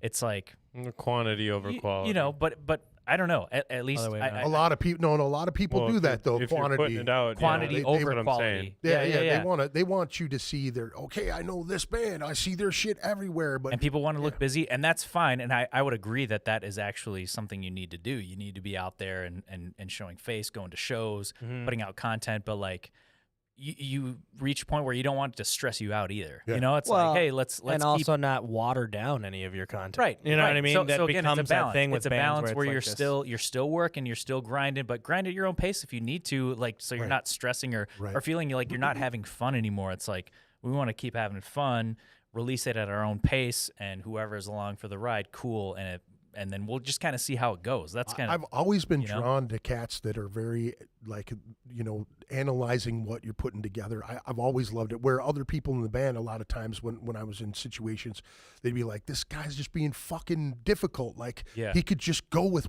everybody else likes what they're doing. And that one person's like, now let's move these pieces around a little bit. You know what I mean? Like, Yeah. let's not rush this, you know, taking the time to find a riff and go, I want to maximize this shit. I want it to Yeah. be really cool when it comes out. I feel like we're pretty patient as a band, Yeah. as we were talking about Yeah. earlier. But like as a band, I feel like we take our time. We're not, you know, It's we're not beautiful. feeling like we need to, you know, I don't know. You know what I mean? Like I feel do. like we're recording our music, we're writing it at our own pace.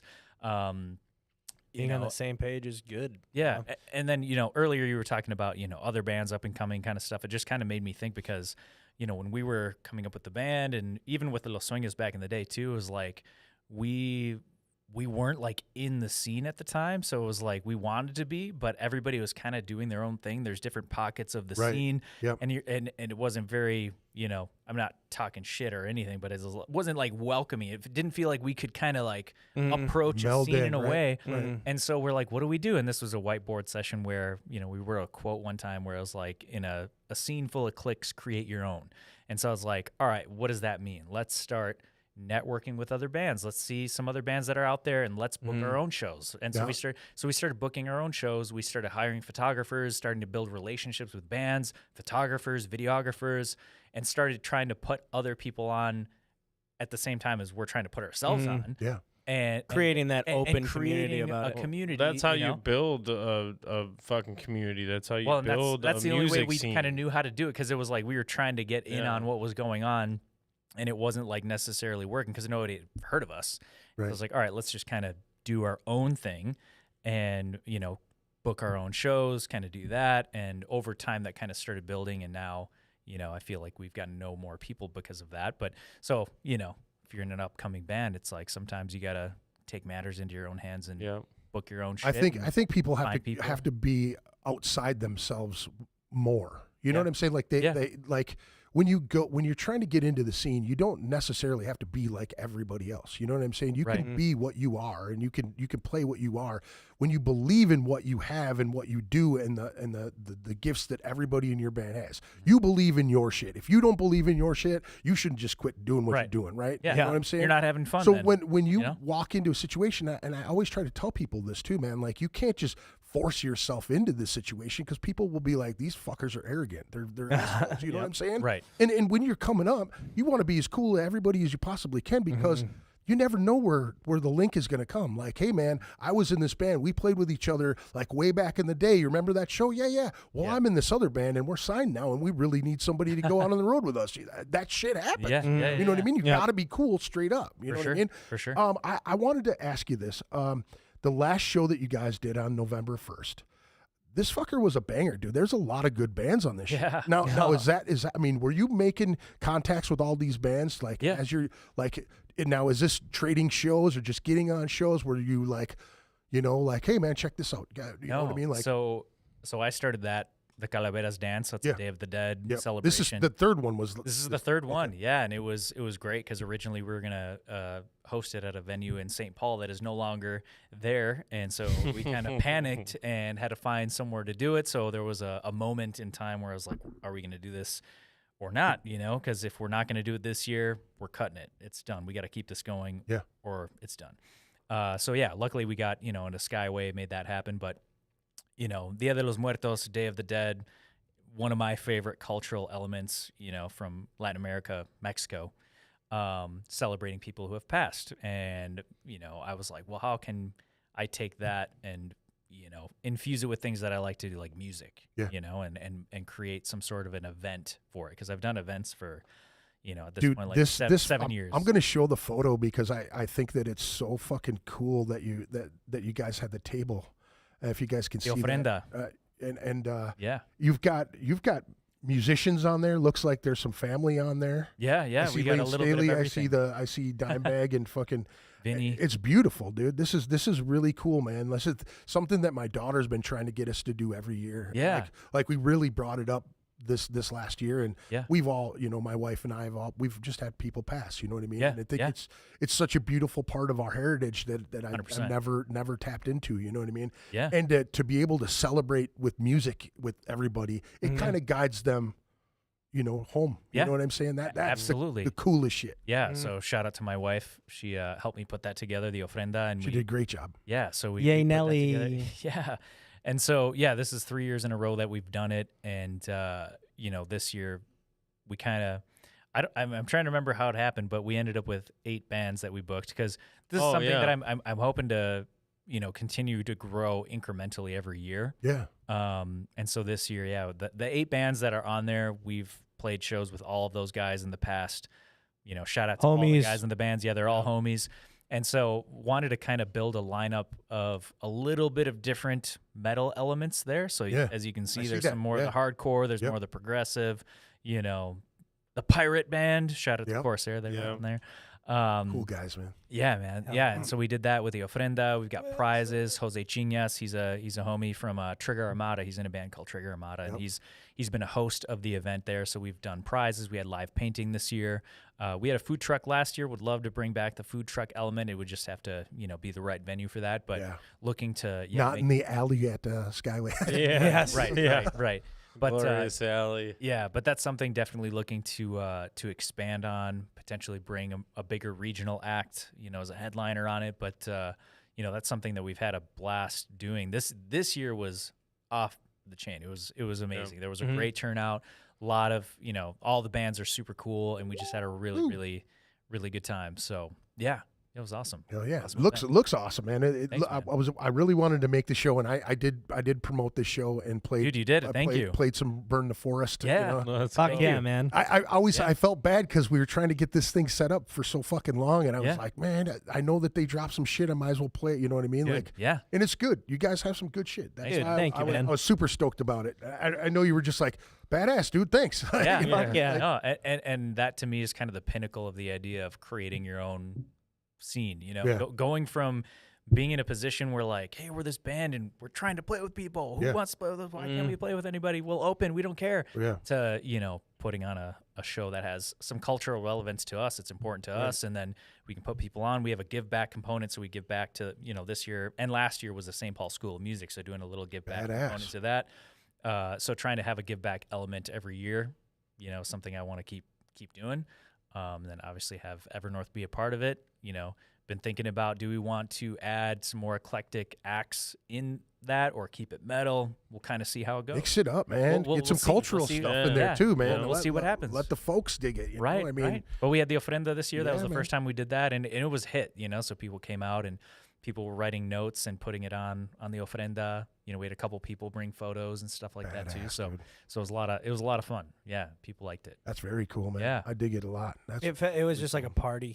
It was a Yeah. party. Well, and that's a celebration. Like for me, it's really cool. Obviously, there's a lot of, pain and coping and all this kind of stuff when you lose somebody, but it's also a cool approach to celebrate. You know what I mean? It's like, would you have rather not felt the pain and never had any of the memories with that person, or would you rather have those memories and celebrate that. You I know? feel that. And I feel that a lot, and that's man. kind of Yeah. you know, that's the opportunity to do it. I had a friend, his one of his parents passed away, and I was like, you know, I want, you know, you always say condolences, you know, to your family and things like that. And it's so like, just so blasé on Facebook or whatever, you know. For sure. But I said to him, I was like, hey man, that person's not gone. You know, that's your mom or dad. That blood still courses through you. That's still there. You have all your memories, but also whatever they gave you in life, you have for the rest of your life. Your morals, your grounding, everything that you are as a person comes from that from that person. So they're not gone. They're with you always. Right. In blood. It's going through you right now. You know what I mean? Even when you're buried in the ground. Yeah. Some would say. Yeah. That's where words left unsaid. Yeah. Awesome. Yeah. That's What? awesome. Was that a plug right there? That was What the a hell? plug, dude. Woo! There we Shameless go. plug. We should get Evernorth on this Hey, podcast. oh, shit, dude. Shit. Yeah. But yeah, that was a fucking fun event though. So Yeah. really good time, and looking forward to. Well, I doing know it I again know that next year. the Skyway did actually open up the other room, so they were using 2 rooms.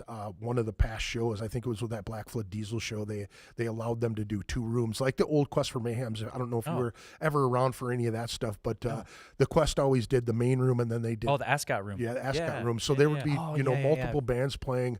There you were know, so three. There were 3 spaces at the Skyway that night. So Yeah, there we had was a rave The main going on. stage. Main stage. We were There in was Studio the B. Loft and Studio B were going on. I think. So I mean, all they're allowing that to happen, and if you did well this year, you know, with numbers, you can always go back and say, hey, if you want to look back at last year's numbers, we're well worth the shot, and that would honestly give you a chance to play that bigger stage and have, you know, a little bit more bigger to act, offer. too. Well, I mean, to mix it up more too. And so we thought about that. So we had 2 videographers film the entire night, interviewed people. Yeah. We have a ton of footage to put together to sell to another venue, to also just promote for next year. Great So idea, we were thinking ahead for that Great for idea. sure. Yeah. So yeah, trying to incremental steps. Oh yeah, I know we kind of touched on it before with gear. What are some of the things that you guys like to use? What are some of your what are your main rides? What do you choose when it comes to I'm going to play a show tonight? Which bass, which guitar do you take? Some of the stuff that you play through. I like it. Well, I've always loved Ibanez. Love Ibanez guitars. I've got a custom, Shouts out Ibanez. Shouts out to Ibanez. Sponsor. Yeah, I've got Please. I've got an 8-string RG Prestige 852 that I customized. So I got a bunch of gold parts from Ibanez in Japan. It took 7 months to get it, and that was way too long when I was so hyped to It was worth have that it, stuff. dude. But it's totally worth it. So her name's Goldie. So I've got a truss rod sticker that was printed called Goldie on it, and so that's kind of my go-to axe. And I got a axe effects that I play through a Randall cab. Would love to get another Randall cab to double stack it just to be louder and just have more space, because 11. there's a lot of bands that I know that like to go Exactly. DI. There's a lot of bands that like to go DI, but there's something about having that fucking cab just in your face in the crowd too that I love, and I would love to have it double It's stacked. all about the air movement. Yeah, bro. Yeah. And it's, And I've it'll come seen, out. It'll come out of the house speakers too, Yeah. as well. Yeah, You know what I'm saying? yeah. So I've it's seen like, let's get there was let's the get trend loud of a lot of bands going the DI route just for easier for touring For and sure. Sure. Yep. everything. But it seems like the big stacks and everything is starting Coming to back. come back. Oh, bro, I have been talking about it, but maybe at some point we'll get the double stack. Now that I got a new vehicle that can haul a trailer, we might add that. But I'm trying to get my guys to get double stacks. I'm rocking two 610s. ooh, Oh, hell yeah. okay, Uh, Yeah. Yeah. Yep, fuck yeah. You guys got to 2 610s On each side of the Two? Yep. of the drums. Yep, that's Holy that's fuck. fucking money right there. That's You know, a huge. band's business when they do shit like that. Wow. Hey, I don't always bring them, but sometimes I'm like, It Fuck calls it. for it. like, well, sorry, buddy, you got to play on the floor. My cab needs to Yeah, right. Yeah. be on stage. Wow. Get outta here. I'm like, no. But yeah, I would, Full I would stacks say all the way. That's what I got, and I've got a foot switch, that I use. You have a foot. I have a foot, and I have a foot switch, but Only one. I'm kind of, call me old school. I'm kind of afraid to get into the whole laptop running your show and running your effects type thing. tell you what, it's really fun. I'm sure it's fun, but I was totally joking. Yeah, I also really just like having that extra authenticity responsibility of it. That extra responsibility on stage, something else to worry about. You know, it doesn't stress me out, but it's like, hey, it's part of the thing. I feel like a lot of that is kind of coming back with like the hardcore music coming into the scene full-fledged, and Dude. you don't see a lot of backing tracks. You might see some like samples and stuff like that here, but I'm seeing a lot of just raw fucking That's the way it should. guitars and amps. I think of Monkey from Korn, like watching his live shit. His pedal board was like this U shape like around him, and he would just have all sorts of. He's like fucking, Tap dancing was. tap Yeah. dancing around, but like Even you know, that. I don't mind. But I only go through like 4 or 5 different patches, so I'm not, it's nothing crazy. You don't have 16 scenes with all these I different could, presets, like, but I what- don't. I could. There's an option there. Yeah. That's I have the future- ability to do it. but future-proof. Yeah. Just in case. But that's me. What about you, Jeff? What do you? I was just about to ask Drew, like, what's your rig looking like these days? I'm You've just got kidding. your mic. You've got your mic now. What, He does You have bring his your own own mic. mic. now I- hold on, two hold on a second. Now, microphones. now I'm a vocalist too. What is He's got your back. What is your go-to fucking? Is it the old trusty SM58 or you got something better than that? I got the I believe I got the step up from the SM58. I got the I don't remember what 59. it's called. I don't know. I don't remember what it's No, called. I I don't have the 58 names point- I down. think your vocal mic, like for live, is a 58. But you have, what do you use for tracking? It's I have that. I believe the Yeah, Yeah. I don't You got the classic. I just something bought or the other. shit. I was like, I don't want the nicest one and I don't want the cheapest one. I guess that's I'll it. Put take me this on one. the map. That's it. Simple Yeah. man. good one, dude. Yeah. Mics are so easy to lose too. There's Yeah. Our vocalist, he was in his past band, he got a really nice super wireless mic. Went on the road, Fucking played lost one it. show with lost it. That After the that first won't show. Oh happen. my God. I am a creature of Down the habit. mic and this. No. He's like, nope, never again. No. That would My not be things good. go where they go, and that's where they are. So Yeah. You bring your own shit, right? yeah. Yeah. I never fucked around with house mics. I had No, a guy kinda tell gross. so me that. sick. I got so sick. Super hepatitis. Oh, we were dude, talking I was about that dying. earlier, Real, dude. right? Something like I that. Super plugged the- gonorrhea, something like I plugged my Keep mic the in. Dude sandy said that it's the same mic that I have there. I said, yeah, except for this one's got my spit in it. Like, the fuck? Did you It's see like, what dude, the that's dude literally- before me did? I don't want that. It's not like anywhere. I'm trying to- Get the fuck out of here. Yeah, dude. Well, it is. I love when I didn't sound know guys you are could like do that. that. Like you're trying to come in with some rad epic gear. It's like, no, I'm literally just trying to do it because I don't want to swallow every Yeah, particle of dude. fucking Right. bacteria that's on this thing. Arrogant. Jesus. Yeah. Like, many years, and some of the house mics I've seen are I'm just like, that's, Oh, Yeah. dude. you have Well, a they glove smell. mic like and would you? used to, Yeah. Would like- you ever declare it dead? Like, Yeah. okay, this mic's done. Yeah. Like, When I was doing, I used to do backup vocals when I was in Outside the Murder with Greg, and we played a show.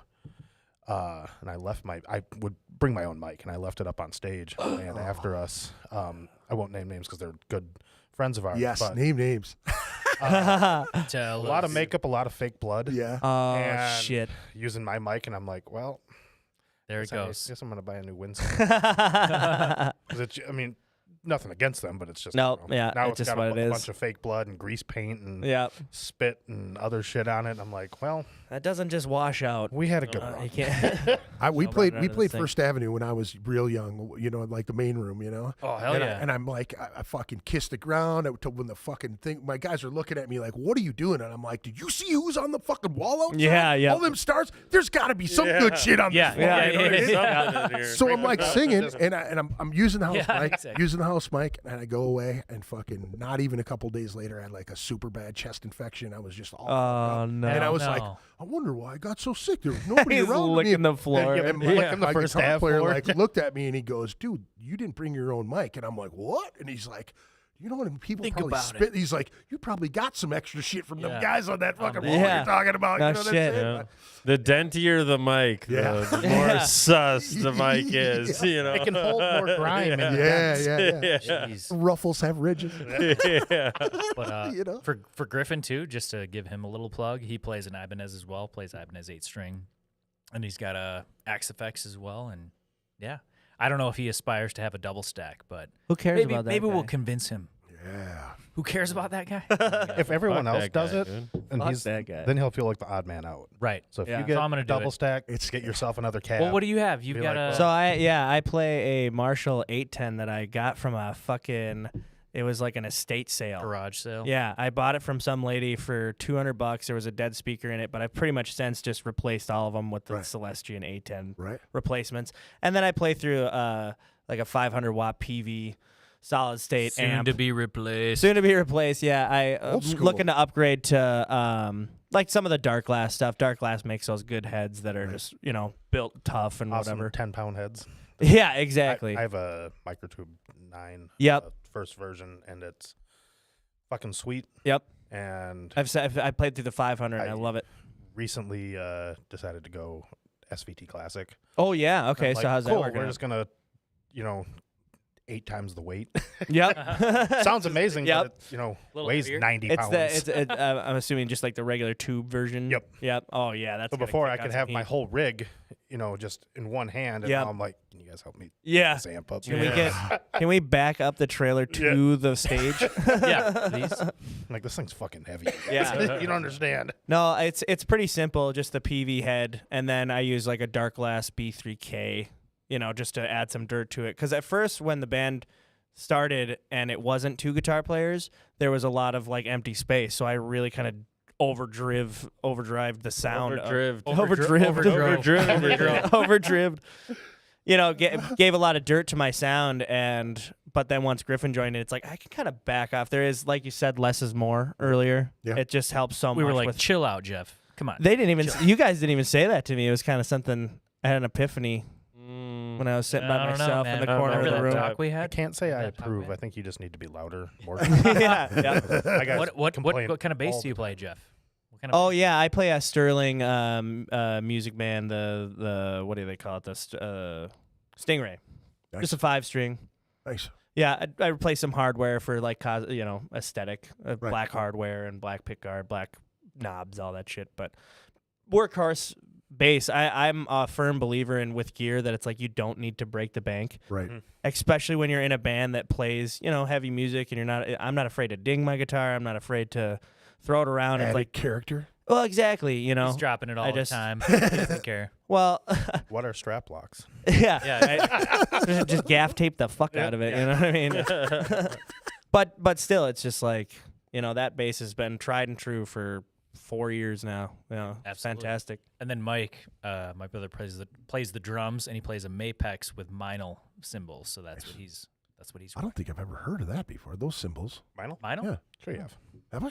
Yeah. Like who makes those? That's them. That's the company. makes them. Really? Yeah. I've never heard of Out them. of bronze. Really? Huh. I never have. I feel like most like modern metal drummer players now, I think they're Meinl. But then I'm starting to Sabian. see a little bit of I guess Sabian. Sabian too. Meinl. Yeah. But that's what I he know rocks. you've heard of Meinl. I can't off the top of my head. It doesn't like ring a bell or anything like It's that. the Their logo is logo, an dude. M. I think it's the logo. just I think if just you an saw M? the logo, okay, you yeah, would yeah, know. okay, got By it. the way, quick cheers shout out to Griff and Mike if they're listening because they're at the studio right now running through some new tracks together. So Yeah, dude. shout They out- ain't, they ain't shout out to listening. They're those- rocking. Mother- They're fucking. fuckers. Yeah, they're probably rocking. Yeah. Eat shit, idiots. Maybe. Better have a sample or a demo for me by the end of the evening. Yeah. We wanna hear Okay, yes, I something new. have the black ones actually. Yeah, they have those weird, Yeah. really loud black. And then shout ones. out to Dan Copy who replaced a couple stands for my brother today. He sold a couple stands to Mike today. Oh yeah. Because they broke at the Calaveras dance. Oh, really? So he needed some new ones. Oh, yeah. nice, Yeah, man. mid set it fucking broke. Oh, Classic. Yeah. Yep.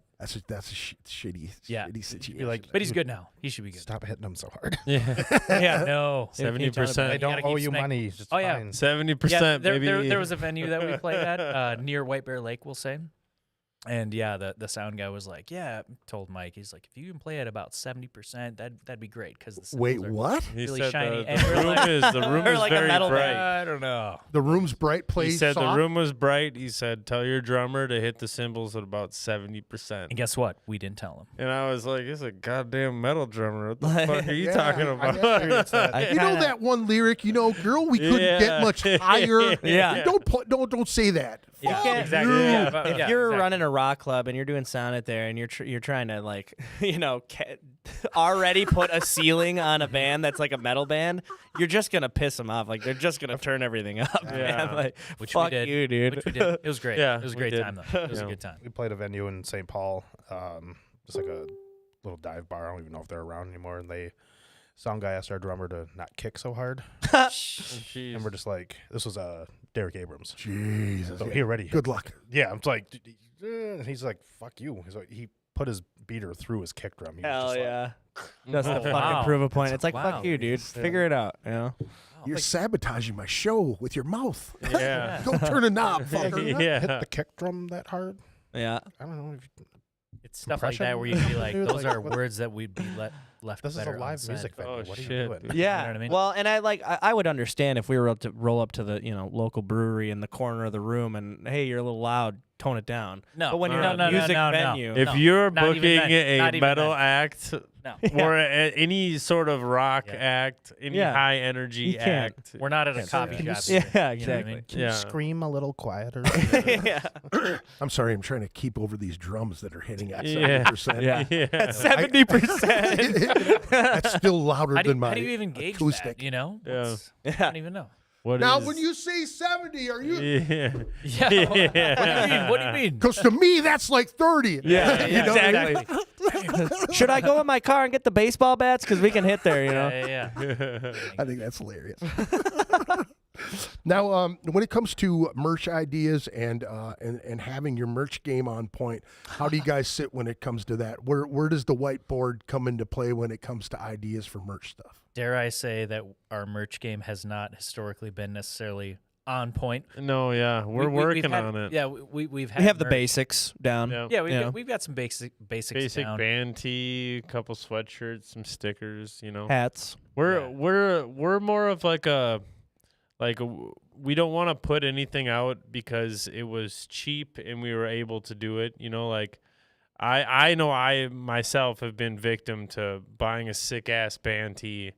You wear it one Fucking fucking shrinks. time, it shrinks and it's thin and it's just we could do that. That's what a lot of people do. We could do that. We don't. I mean, we want quality shit. I Yeah, want quality nothing wrong shit. with that. We That's a always great get idea. samples of stuff that we're gonna get. Yeah. So like we like tall tees as well. We've gotten into the tall tees, the bigger hoodies For the kinda 6 stuff. foot and up guys. Yeah, Yeah. right. But That- yeah, like that I feel like this Shit upcoming. shrinks so much. No It shit. Oh, they does. do. Yeah, they Try totally do. if you haven't Like, oh, I tried got a them, crop top talls. now. Tall tees I are have. great. That's Yep. what I get is a bunch of It- tall stuff because that- otherwise I'm like, There we go. That's what I'm wash saying. it once. the way. Well, And I'll just say, That was a as comfy a shirt larger one day. fella, I appreciate when people get the tall stuff Yeah. because you don't go. want to see my ass crack when I bend over. That's I all don't I'm know. saying. You don't The know bigger that. sizes, You don't they know. go You don't know this that, way. brother. It's like, no, we need it Yeah. proportionate. Go this way too, please. Some Not might this. say we Well, do. And we were talking about it too with like kind of the late style of now is kind of reminiscent of this early 2000s kind of baggy shit, Right. Deftones, Right, core right. kind of vibe. So in reality, it's like fuck ordering smalls. Like Right. get the bigger sizes. Right. Yeah. Who would you rather wear a small T-shirt or an oversized T-shirt? Well, schmedium. Of Well, course. Exactly. everyone will always wear a larger shirt. Exactly. No one is ever going to You wear know, a no one will smaller ever one. turn down a So- bigger shirt. You Yeah. guys can't handle my midriff. It's like, sure, it fits me and I'm covered up, but if I move, no one's going to choose that one. What do you mean, this? Yeah. Fuck, man. Honey, can you help me out of my shirt, please? I can't move my arms. Yeah. Get this off. No, we've Grab tried the to scissors. stay in like the keeping stuff constantly able to be sold, but we Little more definitely are conservative, but I feel like- scratching the surface. Yeah, We're- I feel like with this new release, and we have kind of a new approach to how we're gonna market and do things, kind of a rebrand, so to speak. But Andy's well, pulling big things coming on Facebook right Yeah. now. Nice. Post. maybe. we just I'm almost deleted saying- all of our content. I think and turned we're everything being black. wiser. We're being wiser with our funds because I feel like we were putting it towards a lot of like videos and stuff like that, Right. which is cool. I feel like at the time it kind of made sense to get some attention, just let some people know that hey, we're around, we're doing things. Right. But I feel like now, and we've been doing pretty well with the merch we do get. We sell it all, and so it's like let's do more and kind of invest in that. That's kind of the moneymaker, obviously, and then kind of be a little patient again. I like been the, less I of like a the risk. aspect of what you're doing though. Like Yeah. get quality and then just Yeah. keep it minimal but yet good and Yeah. fucking sell it So whoever buys it is happy they bought Right, it, and right, they're right. like they're rocking it. Yeah. Well, you see bands out there who do like basically for any release, or and I think that's important to kind of have T-shirts Correlate and stuff with it, like yeah. correlate with it. But it's almost like a drop every single thing. It's like, dude, you should have your standards too at all times. Yeah, you yeah, know what I yeah, mean? Yeah. Standard logo tee and blah blah, and then have a few sprinklings of like whatever you released in Right. there or whatever. You know what I mean? Like, Oh yeah. Yep. Did you guys do specific shirts for that show that you? oh, we wanted to. I don't. That's But a we good had idea, we though. had ideas. Yeah, we had ideas. We for but, sure did. Yeah, we ended up With just with having the venue posters. change, I feel like that kind of It threw a Put wrench us threw in a a wrench little bit. Yeah, in we the we were thing. scrambling for a little bit there. The ball was rolling pretty good, and then that happened, and then we kind of were like, Now, I haven't touched on that subject at all, and I know that a lot of people have kind of just shied away from it. And Sure. it's one of those things that was really unfortunate because the guy who put that together came on my show. I actually took that podcast off my station Okay. because of all the things that had happened. Sure. But I had known him for 20-something years before Wow. all this shit had happened. And Wow. what's really weird about it is like, when I found out about it, I reached out to the guy and I was like, "Hey man, what's going on with this? Like, is this for real?" Like, the first thing I said to him was, "Say it ain't so."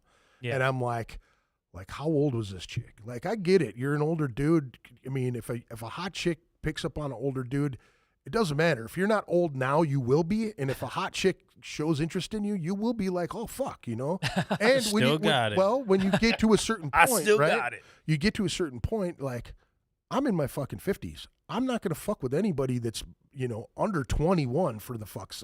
Yeah. Why would I risk everything that I'm doing to fuck around with somebody Yeah. that young, or to mold somebody to do? You know what I mean? Like all of the stories that came out with it. Temptation's a right? real thing. When you're in the bar business, what the fuck are you doing with kids in your bar trying to work your shit? I get it. You want to entice people to come in and do your thing and like people hanging out. You had a great buzz. There were people that were really supporting this place, too, Yeah. which is Absolutely. so crazy, man, It was And- a shame.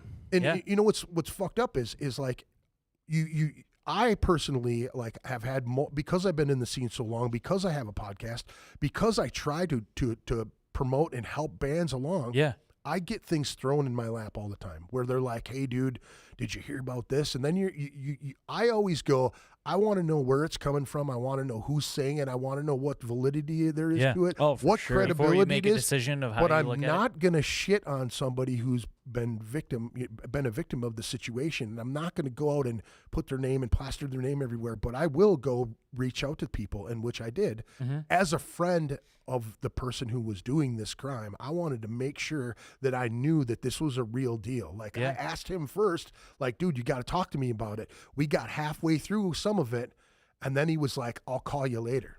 Now I knew something was weird that he wasn't texting me about it, because you don't want that information. If I can take that text and show it to somebody else, Right. like, this is what dude told me, right? So Yeah. now it puts him in a situation, right? yeah, Yeah. So I started asking around. I started asking the first person that I saw post it, which was a 17-year-old, 18-year-old guy who knew some of the people that worked there, right? When I asked him, he said, "Well, I can't give you any information because I don't want to put those people on Front Street. They've been through this situation. They're being, you know what I mean? Like, it was a real big deal." Oh Yeah. And I went and I tried to talk to people, but here's the crazy thing is that a female friend of mine that we both knew this guy the same length of time, sent me a long list. I don't know, because I wasn't putting it out there like shitting on the guy. I wanted to know what was going on, and I was just reaching out to people and like going on the threads and trying to talk to people, and that was it. But she reached out to me and was like sticking up for the dude, and I didn't answer. I just let it sit there, and then all of a sudden you fast forward a couple days, and it was gone. Oh, Yeah. And then I went back and I Classic. was like, "Wait a second, I why thought you did you were- delete that?" And then she just, she works at a women's shelter. Mm. So she works with battered women. Yeah. So I was like, "So why did you delete that?" I didn't want to believe it. I never had a problem with the guy. I knew the guy Yeah. 26 years. I never thought that he would be that type of person. And then she's like, "I talked to some of the victims. I talked to people that other people haven't even talked to." Yeah. And then she started sending me screenshots. And then a photographer friend, like, there was a group of people that I was just kind of just saying, "Hey, I've been here a long time. I want to know what's going on. I'm not going to say anybody's name. I'm not going to repeat any of it. I just need to know because I was friends with this guy. He's been on my podcast. things have happened. I'm connected to this, whether or not this is the most fucked up thing is I have a 17-year-old daughter, and I was instantly sick to my stomach because my daughter and I started going to shows, and her friends are starting to drive. Now my daughter goes down there and something happens, I got to kill you. That's all there is to it. I'm sorry, pal. Now, It's over. hey, that's all tough talk. Yeah, That's all tough talk till somebody gets socked in the face. But here's the thing: is that when you have children, when you have females in your family, when you've been molested or anything, I mean, this shit hits me personal, and I was like, I wanted to kill the dude. I was fucking angry. Yeah. And all I wanted to know was information. Yeah. And then I was like, you know what? I knew the dude long enough. I would have been able, like, hey, baby girl, go down here, see a show. Then something happens. Now I got to fuck this dude up and burn his fucking club to the ground. Yeah. I mean, you know what I mean? That's the cuckoo shit I think about, right? Yeah, Like you said, it was definitely unfortunate. It's fucked too because it was kind of advertised as like a, hey, this is a safe space for Dude, all ages people to big do that. time. And that's the saddest shit nowadays because you think of the attention span thing with bands and kids being interested in going to shows and stuff like that. And that being advertised as like, hey, you could see a show here anytime, blah, blah, blah. It was and then for popping shit off like too. that. There was shows. I want every to week, tell you all this day. too. That's super sad. And I was booking at Skyway for what 2 years, and I started doing all ages, and they let me do it anytime I fucking wanted. Like I would be able to go, oh, this show's all ages. Yeah. This show's all ages. Well, it was 21 plus. It's all ages now because when I was a kid, they had matinee shows. You'd have to go in the afternoon, and then the drunk show would be at night. That's how things worked, right? When I was a kid, right? So when I started doing the all ages shit, now when he popped off with this thing, I hurt my back. I still had 6 shows booked at Skyway, right? So I was like, fuck, what's going on, And this is before any of the allegations happened. I was pushing. So when people would contact me and go, hey, I got this show. Like I look at the band, I look at how they draw. I'm like, maybe this place is better for you. It's smaller. You're going to have more energy. Yeah. He needs to push. So Yeah. I pushed a lot of people that way for the all age aspect of it. So I felt guilty again. Like, fuck, man. I push people to that place. Yeah. Well, I You know mean, what I'm saying? I feel like there were, I don't know if I should say this, but there were a lot of good elements to it from what I saw. Like the venue and like the when space. when and you would absolutely. go, it was like there was shows almost every day of the week. Yep. Like it was definitely building community. There was some stuff going on behind the scenes that obviously came to light, which It was not too good to be true. Yeah, but I mean, like on the front end of things, how things were going, like I thought it was so cool. It was Dude, really I cool, think that especially in I St. Paul. knew- Especially in St. Paul, I was like, this is great. They needed a fucking venue that Yeah. catered to local bands, Yeah. that cared about the scene, that Yeah. that actually, And that was it. seemed And like that to was be- it. Dude, But there then- were people yeah. building tours off of one show there. Yeah, Like yeah.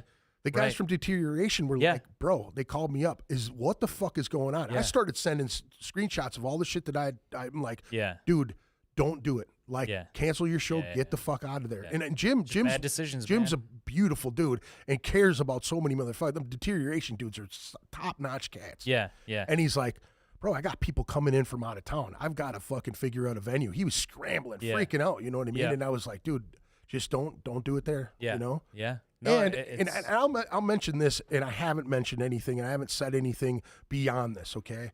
There's another local podcaster that helped me get back into podcasting and doing more stuff after I had taken a long break, after Jordan had moved away and did some other stuff. This guy brought me back into it. Now, I had heard that he was going to have dude on his podcast to kind of throw his side of the story around.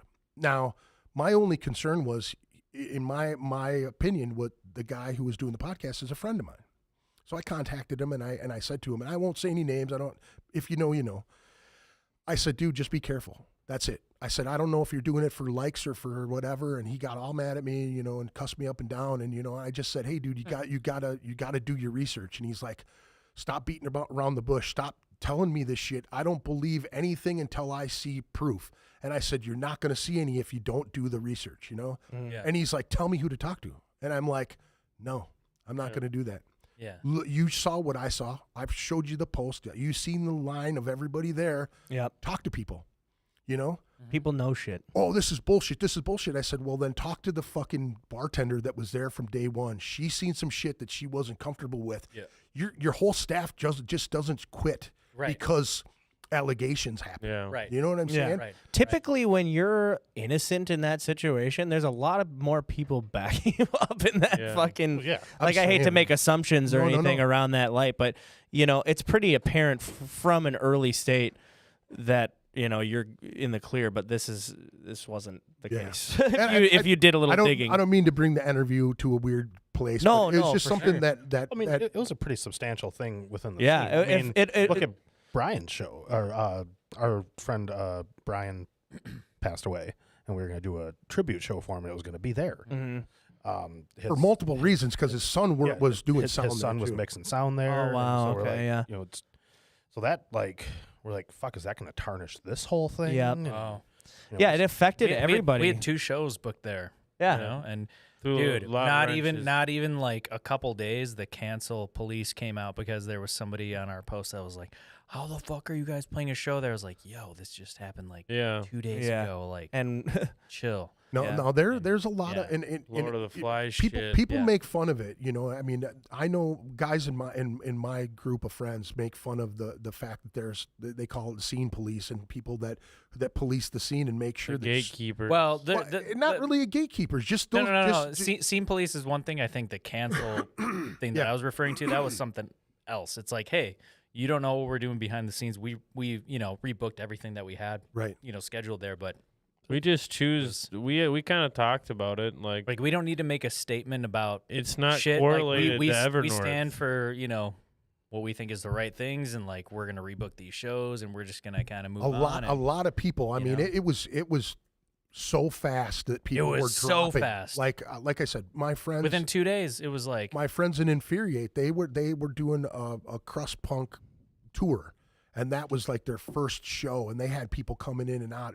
They had multiple shows. They were going out of town, coming back and playing with people, like bringing bands to come back to that venue to play, and they were like, "Fuck no, we ain't fucking with none of this shit." Nope. And then it was like 1, 2, 3. You see Bang. everybody like just like And here's the thing: is like we have to police ourselves. We have to. I appreciate that about Yeah. the scene though too. Is Yeah. like when something's fishy and not right, people come out and Well, the come kid, together. The kid, you know? the kid that broke it. I mean, the Yeah. guitar player from visceral reaction. Yeah. And his whole all his people. His dad has been in the scene for a really really long time. So like him coming up with a good background like that, man. I thanked him a bunch of times. I'm like, dude, way to go, Jack. Yeah. This is Yeah. this is something that people you should stand for. Being Yeah. a young dude and fucking watching out for females and Yeah. he's got sisters, mom. You know what I'm saying? Yep. Like, Yep. he's just watching out for people. And here's the fucking sad thing about it. And I'm going back to the all ages thing. Like when I was coming up in bands and playing in bands, like when I would see adults bringing their kids to the show, I would stop and thank those adults and say, thank you so much for supporting this chaos. This fucking scene. Yeah. This shit, Yeah. This the is shit awesome. that's going on, because you probably have to hear those crusty notes all the way till it sounds like a song. They always Yeah. giggle, ha, ha, ha, but this is what he loves, and I love what and I want him to Yeah. do what he wants to do. I always have done that, and I love the fact that there are more all ages shows, and people are catering to keep our existence alive, this Yeah. fucking music alive. You know what I sure. mean? Like to show your kids and their kids and so on and so on, and just to keep this vibe alive for Yeah, that's why the And I- Calaveras dance, the give back. St. Paul School of Music. It's Yeah. like we're giving back to a local. Wanted to make sure it was local and something that had to do with the arts of some Right. kind. And obviously this Brilliant idea. music. And it's like, hey, let's give it back to the kids that are trying to progress in their instrument and get better at it.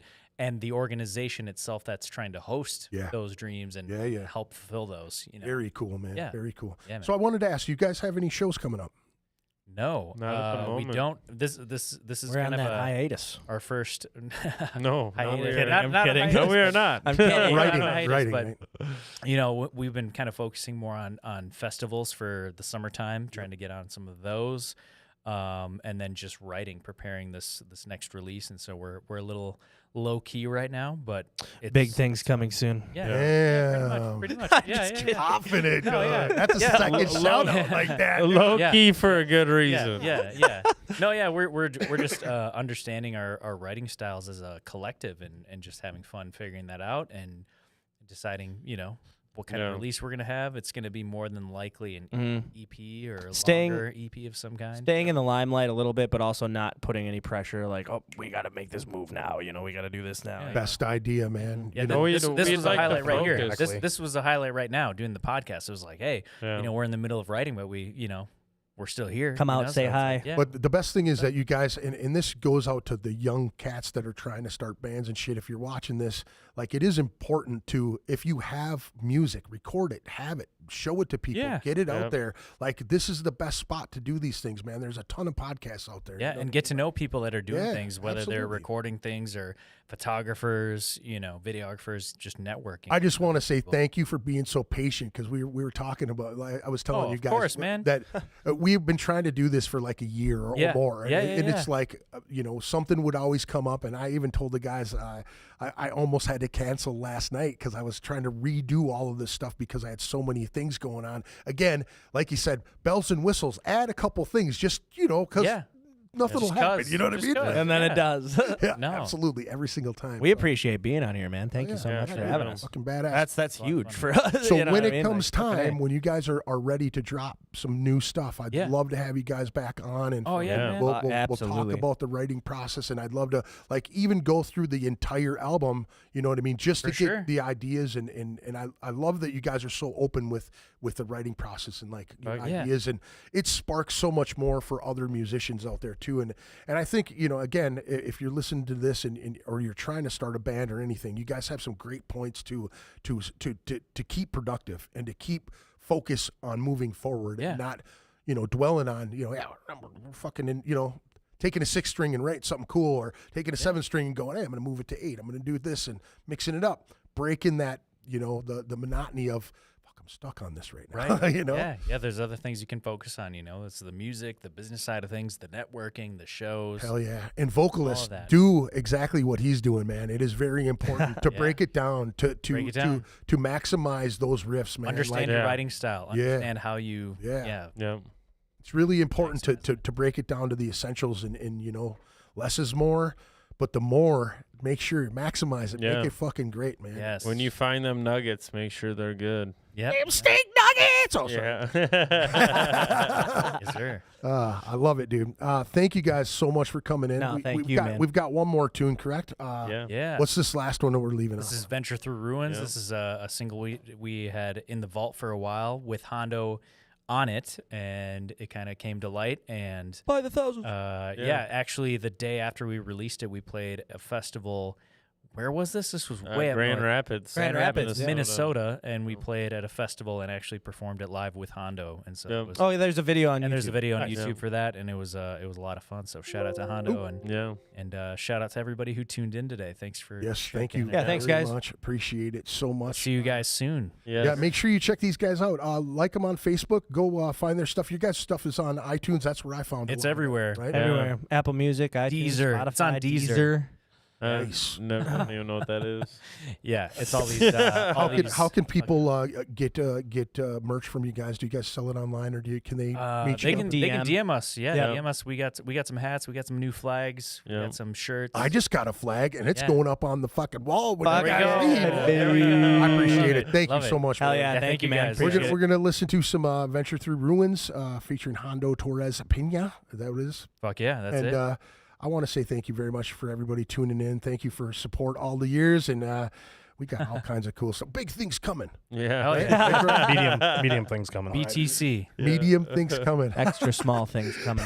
Yeah. Thank you very much, From folks. Jeff. Please like and subscribe. Tell your friends about it. If you like local bands and heavy metal and all that other good stuff, please, thank you very much. And listen and have a good night. Peace out. Yeah. Peace. Cheers. Cheers.